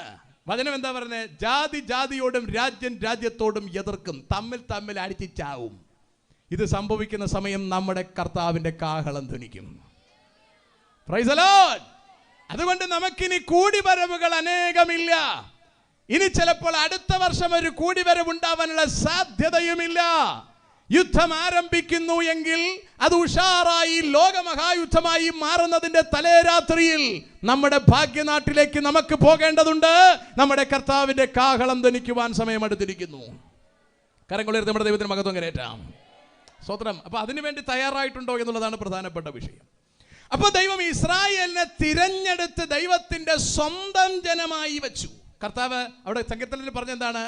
വൈരികളുടെ നേരെ ഞാൻ എൻ്റെ കൈ നീട്ടുമായിരുന്നു, ഞാൻ അവരുടെ ശത്രുക്കളെ തോൽപ്പിക്കുമായിരുന്നു. പക്ഷേ ഇസ്രായേലിനെ വിജയിപ്പിച്ച് നിർത്തുവാൻ കർത്താവിന് കഴിയാത്ത ഒരു സാഹചര്യം ഉണ്ടായി. എന്ന് പറഞ്ഞാൽ ഇസ്രായേൽ മുഴുവനായി ദൈവത്തെ വിട്ടു പോകുന്ന ഒരു സാഹചര്യം ഉണ്ടായി. സ്വതന്ത്രം. ഞാനതിന്റെ സെക്കൻഡ് പാർട്ട് നാളെ സംസാരിച്ചു കൊള്ളാം. അതുകൊണ്ട് ദൈവത്തിന് ഇസ്രായേലിനെ സംരക്ഷിക്കാൻ കഴിയാതെ പോവുകയും ഇസ്രായേലിന് വേണ്ടി കർത്താവ് ഇറങ്ങി വരുമ്പോൾ ഇസ്രായേൽ യേശുവിനെ സ്വീകരിക്കാതെ വന്നപ്പോൾ യേശു ക്രിസ്തു മരിച്ച മരണത്തിലേക്ക് എന്നെയും നിങ്ങളെയും കൂടി ഉൾപ്പെടുത്താൻ കർത്താവിന് പ്രസാദം തോന്നി. സ്വതന്ത്രം. ഇസ്രായേൽ സ്വീകരിക്കേണ്ടതായിരുന്നു, പക്ഷേ ഇസ്രായേൽ സ്വീകരിച്ചില്ല. ആ സ്ഥലത്ത് ജാതികളായിരുന്ന നമ്മളെ കൂടി ഉൾപ്പെടുത്തുവാൻ കർത്താവിന് പ്രസാദം തോന്നി. മാന്യദൈവമക്കളെ, യേശുക്രിസ്തുവിനെ രക്ഷകനായി സ്വീകരിച്ചു ഒരുങ്ങി നിൽക്കുന്ന ജനത്തെ ചേർത്തിട്ട് ഇവിടെ യുദ്ധം കർത്താവ് ആരംഭിക്കാൻ പോവുകയാണ്. ഇസ്രായേലിനെ നോക്കി കർത്താവ് ഒരിക്കൽ ആസാബ് കരഞ്ഞ അതേ കരച്ചിൽ ഇന്ന് എന്നെയും നിങ്ങളെ നോക്കി സ്വർഗത്തിൽ കർത്താവ് കരയുകയാണ്. അയ്യോ, എൻ്റെ ജനം അത് തിരിച്ചറിഞ്ഞു എങ്കിൽ കൊള്ളാമായിരുന്നു. ഇന്ന് രാത്രിയിൽ ഞാനും നിങ്ങളും അത് തിരിച്ചറിയണം. റോമർക്കെഴുതിയ ലേഖനം 4-ാം അധ്യായം ഒടുവിലത്തെ 2 വാക്യം ഒന്ന് വായിക്കാം. റോമർക്കെഴുതിയ ലേഖനം 4-ാം അധ്യായം ഒടുവിലത്തെ 2 വാക്യം. Thank you Jesus. നമ്മുടെ അതിക്രമങ്ങൾ നിമിത്തം മരണത്തിനേൽപ്പിച്ചു. ആ വാക്ക് വളരെ ശ്രദ്ധിക്കണം. നമ്മുടെ എന്റെയും നിങ്ങളുടെയും അതിക്രമങ്ങൾക്ക് നിമിത്തം യേശു മരണത്തിനേൽപ്പിച്ചും, വായിക്കാം, നമ്മുടെ നീതീകരണത്തിനായി നമ്മുടെ പാപങ്ങൾ മാറ്റി നമ്മളെ ശുദ്ധീകരിക്കാൻ നമ്മുടെ നീതീകരണത്തിനായി ഉയർപ്പിച്ചുമിരിക്കുന്നു. കണ്ടോ? മനസ്സിലാണ്ടോ? ചെല്ലിങ്ങനെ ക്യാമറ വന്നപ്പോൾ മുഖമൊക്കെ തുറച്ചങ്ങനെ നേരെ ഇരിക്കുകയാണ്, അല്ലേ? ശരി, ആൾക്കാർ ഒത്തിരി പേര് കാണുന്നതാണ്, നിങ്ങൾ വൃത്തിക്കിരുന്നുള്ളൂ, കുഴപ്പമില്ല എന്നും പറഞ്ഞിങ്ങനെ ഫോക്കസ് ചെയ്ത് ചിരിക്കുമൊന്നും വേണ്ട. കാരണം ആൾക്കാർ പ്രസംഗം കൂടി കേൾക്കുന്നതുകൊണ്ട് അത്രയും ഫോക്കസ് ചെയ്ത് ചിരിക്കണമെന്നില്ല. നിങ്ങളങ്ങനെ കൂളായിട്ടിരുന്ന് ചിരിച്ചുകൊണ്ടാൽ മതി, കുഴപ്പമില്ല. ഓക്കെ അല്ലേ? ഇപ്പം ആൾക്കാരൊക്കെ അത് പഠിച്ചു പോയി എന്നുള്ളതാണ് എൻ്റെ പ്രത്യേകത അല്ലേ? ക്യാമറ ഫേസ് ചെയ്യാനൊക്കെ പഠിച്ചു പോയി, സാരമില്ല. ഓക്കെ, ദൈവം അനുഗ്രഹിക്കട്ടെ. ചിലരങ്ങ് അറ്റത്തായി പോയതിൻ്റെ പ്രയാസത്തിലാണ്. നാളെ ഇങ്ങോട്ട് നീങ്ങിയിരുന്നാൽ മതി. സോ എവിടെയാണ് കവറേജ് കിട്ടുന്നത്? Okay, let's come back. See, ഇവിടെ പറഞ്ഞിരിക്കുന്നുണ്ടോ, നിങ്ങളുടെ അതിക്രമങ്ങൾ നിമിത്തം മരണത്തിനേൽപ്പിച്ചും, ആ വാക്ക് വളരെ ശ്രദ്ധിക്കണം, മരണത്തിനേൽപ്പിച്ചും നിങ്ങളുടെ നീതീകരണത്തിനായി ഉയർപ്പിച്ചുമിരിക്കുന്നുണ്ടോ? അപ്പൊ നമ്മുടെ കർത്താവ് മരിച്ചതെന്തിനാ? നമ്മുടെ പാപം മാറാനാ. നമ്മുടെ കർത്താവ് ഉയർത്തതെന്തിനാ? നമ്മളെ നീതിമാനാക്കാനാ. അപ്പൊ നമ്മളിപ്പോ ആരായിരിക്കുന്നു? നീതിമാനായിരിക്കുന്നു. 5-ാം അധ്യായത്തിലേക്ക് കടന്ന് 2 വാക്യങ്ങൾ വായിച്ച് അവസാനിപ്പിക്കുകയാണ്. 5-ാം അധ്യായത്തിലേക്ക് കടക്കാം. 1 വിശ്വാസത്താൽ നീതീകരിക്കപ്പെട്ടു. അപ്പൊ നമ്മളെ നീതീകരിക്കാൻ യേശു ഉയർത്തിരിക്കുന്നു. ഇവിടെ പറഞ്ഞിരിക്കുക വിശ്വാസത്താൽ നീതീകരിക്കപ്പെട്ടിട്ട് നമ്മുടെ കർത്താവായ യേശു ക്രിസ്തു മൂലം നമുക്ക് ദൈവത്തോട് സമാധാനമുണ്ട്. എത്ര മനോഹരവും നോക്കിയേ. ഇവിടെ വായിച്ച് നേരത്തെ നമ്മൾ സങ്കീർത്തനത്തിൽ വായിച്ചെന്താണ്? അയ്യോ എന്റെ ജനം കേട്ടെങ്കിൽ കൊള്ളായിരുന്നു, അവര് കേട്ടില്ല, എന്ത് ചെയ്തു? അവര് കളഞ്ഞേച്ചും പോയി. ആ സ്ഥലത്തേക്ക് വിശ്വാസത്താൽ എനിക്കും നിങ്ങൾക്കും പ്രവേശനം ലഭിച്ചിരിക്കുന്നു. സ്തോത്രം. വെറും വിശ്വാസത്താൽ. നമ്മൾ ഇസ്രായേൽ ആയതുകൊണ്ടല്ല, നമ്മൾ ആ ഗോത്രത്തിൽ പിറന്നതുകൊണ്ടല്ല, ആ ഗോത്രവുമായി ഒരു ബന്ധവുമില്ലാത്തവർ, ആ പൗരത്വവുമായി യാതൊരു ബന്ധവുമില്ലാത്തവർ, പുറജാതിക്കാരായ നമ്മൾ യേശു ക്രിസ്തുവിന്റെ ക്രൂശ് മരണത്തിൽ വിശ്വസിച്ചു എന്ന ഒറ്റ കാരണത്താൽ, യേശു എനിക്ക് വേണ്ടി ഉയർത്തെഴുന്നേറ്റു എന്ന് വിശ്വസിച്ച ഒറ്റ കാരണത്താൽ എന്നെയും നിങ്ങളെ നീതിമാനാക്കി മാറ്റിയിരിക്കുന്നു. അത് വിശ്വാസത്താലാ സംഭവിച്ചിരിക്കുന്നത്. കണ്ടോ, നയാ പൈസ ചെലവില്ല. അതുകൊണ്ട് ഇന്ന് രാത്രി ഇതിനകത്ത് വന്നിരിക്കുന്ന ആരെങ്കിലും രക്ഷിക്കപ്പെട്ടിട്ടില്ലെങ്കിൽ, ദൈവമക്കളായിട്ടില്ല എങ്കിൽ, എനിക്കും നിങ്ങൾക്കും വേണ്ടി മരിച്ച യേശു ക്രിസ്തുവിനെ വർഷത്തിൽ ഒരിക്കൽ 40 ദിവസം നോമ്പ് നോക്കാനൊന്നും ബൈബിളിൽ പറയുന്നില്ല. ചിലരങ്ങനെ വർഷത്തിലൊരിക്കൽ 40 ദിവസം മീനും മുട്ട ഇറച്ചിയും തിന്നാല, ബീഡി വലിക്കുന്നവർ ബീഡി വലിക്കാല, പിന്നെ വെള്ളം അടിക്കുന്നവർ വെള്ളം അടിക്കാല. 40 ദിവസം കഠിന, എന്താ പറയാ, കഠിന ഉപവാസം എന്നല്ല, വേറെ എന്താ, യത്നം, ഏതാണ്ട് സാധനം, യജ്ഞം അല്ലേ? ഞാൻ പലയിടത്തും ചോദിച്ചപ്പോൾ അവർ പറയാണ് ഇത് കർത്താവിന്റെ കഷ്ടതയോട് പങ്കുകയറിയാണ്. ഇവൻ ബീഡി വലിക്കുന്നവൻ വലിക്കാതിരിക്കുന്നത് കഷ്ടപ്പാടെന്ന് അവൻ പറയുന്നേ. എന്നിട്ട് 40 ദിവസം 41 തൊട്ട് പഴയതുപോലെ വലിക്കും, ഒരു വ്യത്യാസമില്ല. ഇവിടെ കർത്താവിനോട് ചേരുന്നെങ്കിൽ മരിച്ച് അടക്കപ്പെട്ട് നീയൊക്കെ ഉയർത്തെഴുന്നേക്കണം, പിന്നീട് വലിയ ഉണ്ടാവരുത്. സ്വതന്ത്രം. ഇതൊരുമാതിരി നമ്മുടെ തിരുവനന്തപുരം ഭാഷയെ പറഞ്ഞ വലിപ്പിക്കുന്ന പരിപാടിയാണ് അല്ലേ? ഞാൻ പറഞ്ഞ മനസ്സിലാകുന്നുണ്ട് നിങ്ങൾക്ക്? കുറേ ദിവസം വലിക്കാതിരിക്കുക, പിന്നെ അങ്ങോട്ട് വലി തുടങ്ങുക. സ്വതന്ത്രം അതിന് വേണ്ടിയിട്ടുള്ളതല്ല അല്ലേ? ചിലർക്ക് അങ്ങനെ. ഇപ്പോൾ അത് CSI തുടങ്ങിയിട്ടുണ്ട് ആ പരിപാടി. അവരിപ്പോൾ പിന്നെന്താ പറയുക, പിന്നെ ഇറച്ചി പൊട്ട മീനൊന്നും കഴിക്കുകയല്ല. അവർക്ക് ഈ അസുഖം ഇല്ലായിരുന്നു, ഇപ്പോൾ ഈ അടുത്തിടയ്ക്ക് തുടങ്ങിയതാണ്. ഇപ്പോൾ അവരുടെ ചർച്ച കത്തീഡ്രലാക്കി മാറ്റി. ഇനി മൊത്തത്തിൽ കത്തിയായിരിക്കും. ഞാൻ പറഞ്ഞ മനസ്സിലാണ്ടോ? എന്തൊക്കെയാ ചെയ്യുന്നതെന്ന് ഇടംബലം അവർക്ക് തന്നെ അറിയാൻ മേലാതെ പോകുന്നൊരു കണ്ടീഷനാ. മനസ്സിലാകുന്നുണ്ടോ? അപ്പോൾ അതുകൊണ്ട് ഇറച്ചിയും മുട്ടയും തിന്നാതിരിക്കുന്നതൊന്നും അല്ല കർത്താവിനോടുള്ള ഏകീഭാവം എന്ന് പറയുന്നത് അല്ലേ? റോഡെ മുട്ടുമേൽ ഇഴഞ്ഞു നടക്കുന്നതൊന്നും അല്ല കർത്താവിനോടുള്ള കഷ്ടത എന്ന് പറയുന്നത്. ക്രിസ്തുവിനോട് നമ്മൾ ചേർന്ന് കഴിഞ്ഞാൽ പിന്നെ ക്രൂശിൽ നിറങ്ങുന്ന പരിപാടി ഇല്ല. ഇത് 40 ദിവസത്തെ ക്രൂശി കയറ്റം. അത് 40 ദിവസം ക്രൂശി കയറുകയല്ല, ലാസ്റ്റിൽ 2 മണിക്കൂറാണ് ക്രൂശി കയറ്റം. ക്രൂശിൽ കയറുകയല്ല, ക്രൂശി തോളിലെടുത്തോണ്ട് ഇങ്ങനെ നടക്കുകയാണ് അല്ലേ? മെയിൻ പുള്ളി മുമ്പേ നടക്കും, ബാക്കി ഗോഗ് പിറകെ നടക്കും. പ്രത്യേകിച്ച് വലിയ കാര്യമൊന്നുമില്ല. കുറേ കഴിയുമ്പോൾ ഈ പട്ടിയെല്ലാം കൊണ്ട് ദൂരെ കളഞ്ഞേച്ച് പഴയ പണിക്ക് തന്നെ പോവും. സ്വതന്ത്രം. ക്രൂശ് എടുക്കുന്നെങ്കിൽ ക്രൂശിൻ്റെ കൂടെ അപമാനം കൂടി സഹിക്കണം. നമ്മുടെ കർത്താവ് അങ്ങനാ. സ്വതന്ത്രം. അവൻ ക്രൂശ് ചുമന്നു, അപമാനം സഹിച്ചു. അവൻ അതിനാ നമ്മളെ വിളിച്ചിരിക്കുന്നേ. സ്വതന്ത്രം. അപമാനം അലക്ഷ്യമാക്കി ക്രൂശ് സഹിച്ചെന്നാ പറയുന്നത്. അപമാനം അലക്ഷ്യമാക്കി. ആൾക്കാർ കളിയാക്കും. അതാ നമ്മളൊക്കെ യേശുവിൻ്റെ പുറകെ ഇറങ്ങിയപ്പോഴേ ആൾക്കാർ കളിയാക്കുക, ഇവനൊക്കെ തിന്നാൻ നടക്കുകയാണ്. പിന്നെ തിന്നണ്ടേ നമുക്ക്? വന്ന ഉടനെ ഒരു ഉഷാർ പപ്സും കിട്ടി, നല്ലൊരു സൂപ്പർ ചായം തന്നു. പിന്നെ അടുത്ത ഫുഡ് റെഡിയാണ്. എല്ലാവർക്കും കാണുമെന്ന് എനിക്കറിയില്ല, നിങ്ങൾ വെയിറ്റ് ചെയ്യണ്ട, പൊക്കോളൂ എന്തായാലും. ഞാൻ പറഞ്ഞു മനസ്സിലാകുന്നുണ്ടോ? ഇവിടെ തീറ്റ ഇതിൻ്റെ കൂടെ ഉള്ളതാ. അപ്പൊ ചിലർ പറയാം ഇവർ തിന്നാൻ നടക്കുക, ചങ്കൂറ്റുള്ളവരുണ്ടെങ്കിൽ വാ, നിനക്കും തിന്നാൻ തരാം, പക്ഷെ ഇതുപോലെ നിന്ന് പ്രസംഗിക്കണം, നീ രക്തം തുപ്പി ചത്തുകൂതി. അപ്പൊ അതുകൊണ്ട് തിന്നാൻ നടക്കുക. അതൊക്കെ ആൾക്കാർ പരിഹസിക്കും, വായി വരുന്നൊക്കെ പറയുമെന്നേ അല്ലേ? നമ്മളിങ്ങനെ വെള്ളക്കുപ്പായിട്ടോട് നടക്കുന്നത് ചിലവന്മാർ വല്ലതൊക്കെ പറയും. ഇതൊന്നും നമ്മളെ ബന്ധപ്പെട്ട വിഷയമേ അല്ല. ക്രൂശ് സഹിക്കുക, സ്വന്തം ക്രൂശ് ചുമക്കുക, അപമാനം അലക്ഷ്യമാക്കുക, നമുക്ക് മുമ്പിൽ വച്ചിരിക്കുന്ന പ്രതിഫലം ഓർത്ത് മുൻപിലേക്ക് ഓടുക. ഈ ലോകം നമുക്ക് ശാശ്വത ഭവനമല്ല. ഇവിടെ നമ്മൾ ഒരുപാട് കൊല്ലം പാർക്കാൻ പോകുന്നില്ല. അതുകൊണ്ട് 40 ദിവസത്തെ പരിപാടി അല്ലിത്, മരണം വരെയുള്ള എഗ്രിമെന്റ് ആണ്. അതാണ് യേശുവിനെ രക്ഷകനായി ഹൃദയം കൊണ്ട് വിശ്വസിച്ച് വായ് കൊണ്ട് ഏറ്റുപറഞ്ഞ് നീതീകരണം പ്രാപിക്കുന്നവൻ വെള്ളത്തിലിറങ്ങി സ്നാനമേൽക്കാൻ നിൽക്കുമ്പോൾ അവനെ തലേ കൈവച്ച് പറയുന്ന ഒരു ചോദ്യമുണ്ട്, ഈ കർത്താവിനോട് കൂടെ ജീവിപ്പാൻ തയ്യാറുണ്ടോ? ഓക്കെ പറയുമ്പോൾ മുക്കി പൊക്കി നിർത്തിയിട്ട് തലേ കൈവച്ചിട്ട് പറയും, മരണപര്യന്തം വിശ്വസ്തനായിരിക്കുക, എന്നാൽ ജീവകിരീടം കിട്ടും, ഇല്ലെങ്കിൽ ഒരു വകയും കിട്ടുകയല്ല. ചിലരങ്ങനെ എവിടെയെങ്കിലും പോയി മുങ്ങിയിട്ട് നടക്കുക. നമ്മളും മുങ്ങിയതാണ്. എന്നാ ഊണ അതിലത്തെ കാര്യം എന്തുവാ? കഴിഞ്ഞ ദിവസം എന്നെ ഒരു ആൻറ്റി വിളിച്ചിരുന്നു, എൻ്റെ അടുത്ത് പറഞ്ഞു, പാസ്റ്ററെ ഞങ്ങൾ 5 പേരാണ്, 5 അല്ല 4 മക്കളും അപ്പനും അമ്മയും, ഞങ്ങൾ 6 പേരാണ്. ഞങ്ങൾ ഒരാളൊഴികെ ബാക്കി എല്ലാവരും സ്നാനപ്പെട്ടു. ഇപ്പം ഞാൻ ഒഴികെ ബാക്കി എല്ലാവരും പിന്മാറിപ്പോയി. ഇതെവിടാണ് കൊണ്ടിട്ട് മുക്കിയത്? ചാവാതെ മുക്കരുത്. ഞാൻ പറഞ്ഞത് മനസ്സിലാവുന്നു എന്ന് പ്രത്യാശിക്കുന്നു. എഗ്രിമെന്റ് ആയിരിക്കണം. കർത്താവിനോടുകൂടെ ജീവിക്കാനുള്ള ചങ്കൂറ്റം വന്നിട്ടേ വെള്ളത്തിലിറങ്ങാവൂ. അല്ലാതെ കൈ കിട്ടിയ എല്ലാത്തിനെയും കൊണ്ട് എന്തായാലും നമ്മൾ കൺവെൻഷൻ അല്ലേ, വെള്ളത്തിൽ ഇറങ്ങിയേ പറ്റുള്ളൂ, ഒരു ടാങ്ക് വെള്ളം അടിക്കണം, എല്ലാവരും കൂടെ വാ നമുക്ക് മുക്കിക്കളയാം. നോ, അതിനുള്ളതല്ല ഈ പരിപാടി. ചത്തു എന്നുറപ്പ് വരുത്തണം. ചത്തതിന് ശേഷം നമ്മൾ വെള്ളത്തിൽ കുഴിച്ചിടണം. അങ്ങനെ കുഴിച്ചിടപ്പെട്ടിട്ടുള്ള ആരും എന്ത് പ്രതിസന്ധി കണ്ടാലും പിന്നോക്കം പോവുകയില്ല, പതറുകയില്ലവർ, പതറാൻ അവർക്കാവില്ല. കാരണം അവരുടെ മേൽ പകർന്നിരിക്കുന്ന പരിശുദ്ധാത്മാവ് ഉയരത്തിൽ നിന്നുള്ള ആത്മാവാണ്. സ്തോത്രം.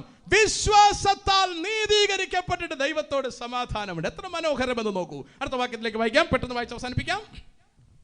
നാം നിൽക്കുന്ന ഈ കൃപയിലേക്ക് നമുക്ക് അവൻ മൂലം വിശ്വാസത്താൽ പ്രവേശനവും ലഭിച്ചു. ഈ കൃപയിലേക്ക് നമുക്ക് കിട്ടിയ പ്രവേശനം ബൈ ഫെയ്ത്ത് ആണ്, ജന്മനാ കിട്ടിയതല്ല. അല്ലേ? നമ്മളെ പാസ്റ്റർ മോനായിട്ട് കിട്ടിയതല്ല. സ്തോത്രം. അല്ലേ? ജന്മനാ കിട്ടിയതല്ല, ഇത് വിശ്വാസത്താലാ കിട്ടുന്നത്. റോമൻ കാത്തലിക് കഴിഞ്ഞ ദിവസം ഞാനും അവരുമായിട്ട് ഡിബേറ്റ് ഒക്കെ നടന്നപ്പോൾ അവർ പറയുന്നത്, വിശ്വാസിയുടെ മക്കൾ രക്ഷിക്കപ്പെടാൻ, സ്നാനപ്പെടാൻ വിശ്വസിക്കണമെന്നില്ല. അതെന്തടപാടാണ്? ഞാൻ പറഞ്ഞ മനസ്സിലാകുന്നുണ്ടോ? വിശ്വാസിയുടെ മക്കൾ സ്നാനപ്പെടാൻ വിശ്വസിക്കണമെന്നില്ലെന്ന്. അവിശ്വാസിയാണ് വിശ്വസിക്കേണ്ടതെന്ന്. ഇവനൊക്കെ എവിടെ നിന്നാണ് വരുന്നത്? ബൈബിൾ ക്ലീനായിട്ട് പറയുകയാണ്, വിശ്വസിക്കുകയും സ്നാനമേൽക്കുകയും ചെയ്യുന്നവൻ രക്ഷിക്കപ്പെടും. അതിന്റെ അർത്ഥം വിശ്വസിക്കാത്തവൻ സ്നാനമേറ്റിട്ടും കാര്യമില്ല. ഞാൻ പറഞ്ഞ മനസ്സിലാകുന്നുണ്ട്? ഇവിടെ പറഞ്ഞിരിക്കുന്നുണ്ടോ, ഈ കൃപയിലേക്ക് വിശ്വാസത്താൽ യേശുക്രിസ്തു മൂലം പ്രവേശനം. അപ്പൊ വിശ്വസിക്കാത്തവൻ എങ്ങനെ കിട്ടും? അല്ലേ? ഒരാൾ മാത്രം ടിക്കറ്റ് എടുത്താൽ മതി, എല്ലാവർക്കും പോകാനും പോകും. ഇവിടെ നിന്ന് നിങ്ങൾക്ക് പോകാനൊക്കില്ലല്ലോ. ഒരാൾ ടിക്കറ്റ് എടുത്ത്, സാറേ നമ്മൾ ഒരാൾ ടിക്കറ്റ് എടുത്തിട്ടുണ്ട്, എല്ലാവരും കൂടെ വരികയാണ്, ഞങ്ങൾക്ക് കയറിയാൽ മതി. നമ്മൾ വീട്ടിലെ ആൾക്കാരാണ്. വീട്ടിലായാലും ഇടവകയിലായാലും ഇടവഴിയിൽ അവരിറക്കിയിട്ട് പോകും. അല്ലേ? ഒരു കച്ചവടം ഇവിടെ നടക്കുകയല്ല. പാസ്പോർട്ട് ഓഫീസിൽ ചെന്നിട്ട് പറഞ്ഞു നോക്കിയേ, ഭർത്താവിനുണ്ട്, ഭാര്യയ്ക്കും മക്കൾക്കും കൂടെ വണ്ടി കയറ്റിക്കൊള്ളാൻ. ഇതൊന്നും നടക്കുകയല്ല കുഞ്ഞുങ്ങളെ. ഇതൊക്കെ ഇവിടത്തെ ഉടായ്പ പരിപാടികളാ.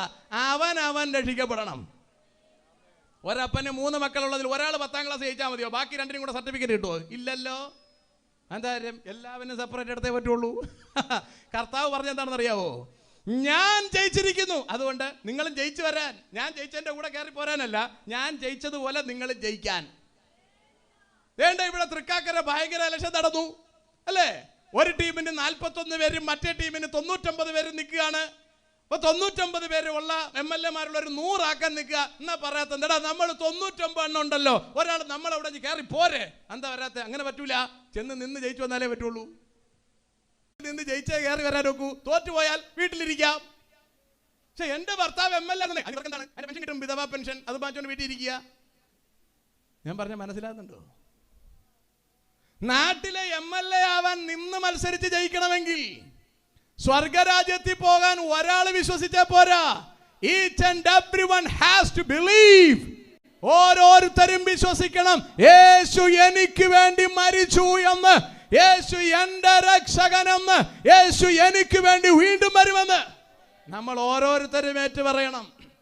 എന്നിട്ട് സ്നാനപ്പെട്ട് ഉയരുമ്പോഴാ തലയൊക്കെ വെച്ച് പറയുന്ന മരണപര്യന്തം വിശ്വസനായിരിക്കുക, എന്നാ ജീവകിരീടം കിട്ടും. മാന്യ ദൈവമക്കളെ, ഈ കൃപയിലേക്ക് വിശ്വാസം മൂലമാ കയറാൻ പറ്റിയത്.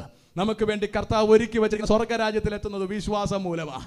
അതുകൊണ്ട് ഇന്ന് രാത്രിയിൽ നമ്മുടെ വിശ്വാസത്തെ വർദ്ധിപ്പിക്കുവാൻ നമുക്ക് തയ്യാറാകാം. ഹല്ലേലൂയ. ആസാബ് എടുത്തു പറയുന്നു, ഈ ജനം എൻ്റെ വാക്ക് കേട്ടെങ്കിൽ കൊള്ളായിരുന്നു. ഇന്ന് രാത്രികാലം നമ്മൾ വിശ്വാസത്തിലേക്ക് വളർന്നു എങ്കിൽ കൊള്ളാമായിരുന്നു എന്ന് സ്വർഗത്തിലെ നമ്മുടെ കർത്താവ് നമുക്ക് വേണ്ടി പ്രാർത്ഥിക്കുകയാണ്. അല്പവിശ്വാസമല്ല നമുക്കുണ്ടാകേണ്ടത്, നിറഞ്ഞ വിശ്വാസം. പൗലോസ് എടുത്തു പറഞ്ഞതുപോലെ, ഞാൻ ആരെ വിശ്വസിച്ചിരിക്കുന്നു എന്ന് ഞാൻ അറിയുന്നു, അവൻ എൻ്റെ ഉപനിധി അവസാനം വരെ കാക്കുവാൻ ശക്തൻ തന്നെ. ഇന്ന് രാത്രികാലം നമ്മളെ കർത്താവിൻ്റെ കരങ്ങളിൽ നമുക്ക് ഏൽപ്പിച്ചു കൊടുക്കാം. കർത്താവേ, ഇസ്രായേൽ അങ്ങയെ വിട്ടു പോയി എങ്കിലും എനിക്ക് അങ്ങയോട് ചേർന്നിരിപ്പാൻ തന്ന കൃപയ്ക്കായി നന്ദി എന്ന് നമുക്ക് ദൈവസന്നിധിയിൽ പറയാം. ഇന്ന് നമുക്ക് കർത്താവിൻ്റെ കരങ്ങളിൽ നമ്മളെ തന്നെ സമർപ്പിച്ചു കൊടുക്കാം. ഹല്ലേലൂയ. ആ വിശ്വാസം നമ്മുടെ ഉള്ളിലൊന്ന് വർദ്ധിക്കട്ടെ. ലോകത്തെ ജയിച്ച യേശു ക്രിസ്തുവിൻ്റെ മേൽ പകർന്ന അതേ വിശ്വാസം ഇന്ന് രാത്രികാലം നമ്മുടെ മൺകൂടാരങ്ങളിൽ ഇറങ്ങി വരട്ടെ. എല്ലാ കണ്ണുകളും ദൈവസന്നിധിയിൽ മൂടി ചില നിമിഷങ്ങൾ നമുക്ക് ദൈവത്തിന് സ്തോത്രം ചെയ്യുവാൻ തയ്യാറാകാം. കർത്താവേ, എൻ്റെ മേലെ അവിശ്വാസം പകരണമെന്ന് പറയാം, എൻ്റെ മേലെ അഭിഷേകം പകരണമെന്ന് പറയാം. കർത്താവിൻ്റെ മുകളിൽ പകർന്ന ആ അഭിഷേകം, ഹല്ലേലൂയ. ഗെത്സമനെ തോട്ടത്തിൽ വെച്ച് അവിടെ വെച്ച് മരിച്ചു പോകുമെന്ന് തോന്നി.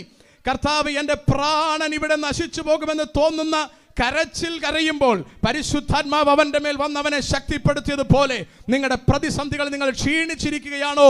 ഇന്ന് രാത്രി ഗെത്സമനയിൽ കർത്താവിന്റെ അടുക്കൽ ഇറങ്ങി വന്ന അഭിഷേകം നിങ്ങളുടെ മേൽ ഇറങ്ങി വരികയാണ്. ഹല്ലേലൂയ. ഞാനിവിടെ തകർന്നു പോകും, ഞാനിവിടെ നശിച്ചു പോകുമെന്ന് നീ ഭാരപ്പെട്ടിരിക്കുന്നുണ്ടോ? ഇല്ല, ഇന്ന് രാത്രിയിൽ താങ്ങുന്ന ശക്തി നമ്മുടെ മേൽ ഇറങ്ങി വരികയാണ്. നമ്മുടെ ജഡം ബലഹീനമായിരിക്കും, പക്ഷെ നമ്മുടെ ആത്മാവിനെ ശക്തിപ്പെടുത്തുന്ന സ്വർഗത്തിലെ ശക്തി ഇന്ന് രാത്രികാലം മൺകൂടാരങ്ങളിൽ പകരുകയാണ്. എല്ലാവർക്കും ചില നിമിഷങ്ങൾ സ്തോത്രം ചെയ്യുവാൻ തയ്യാറാകാം. കർത്താവേ, അങ്ങനെ ശക്തീകരിക്കണമെന്ന് പറയാം.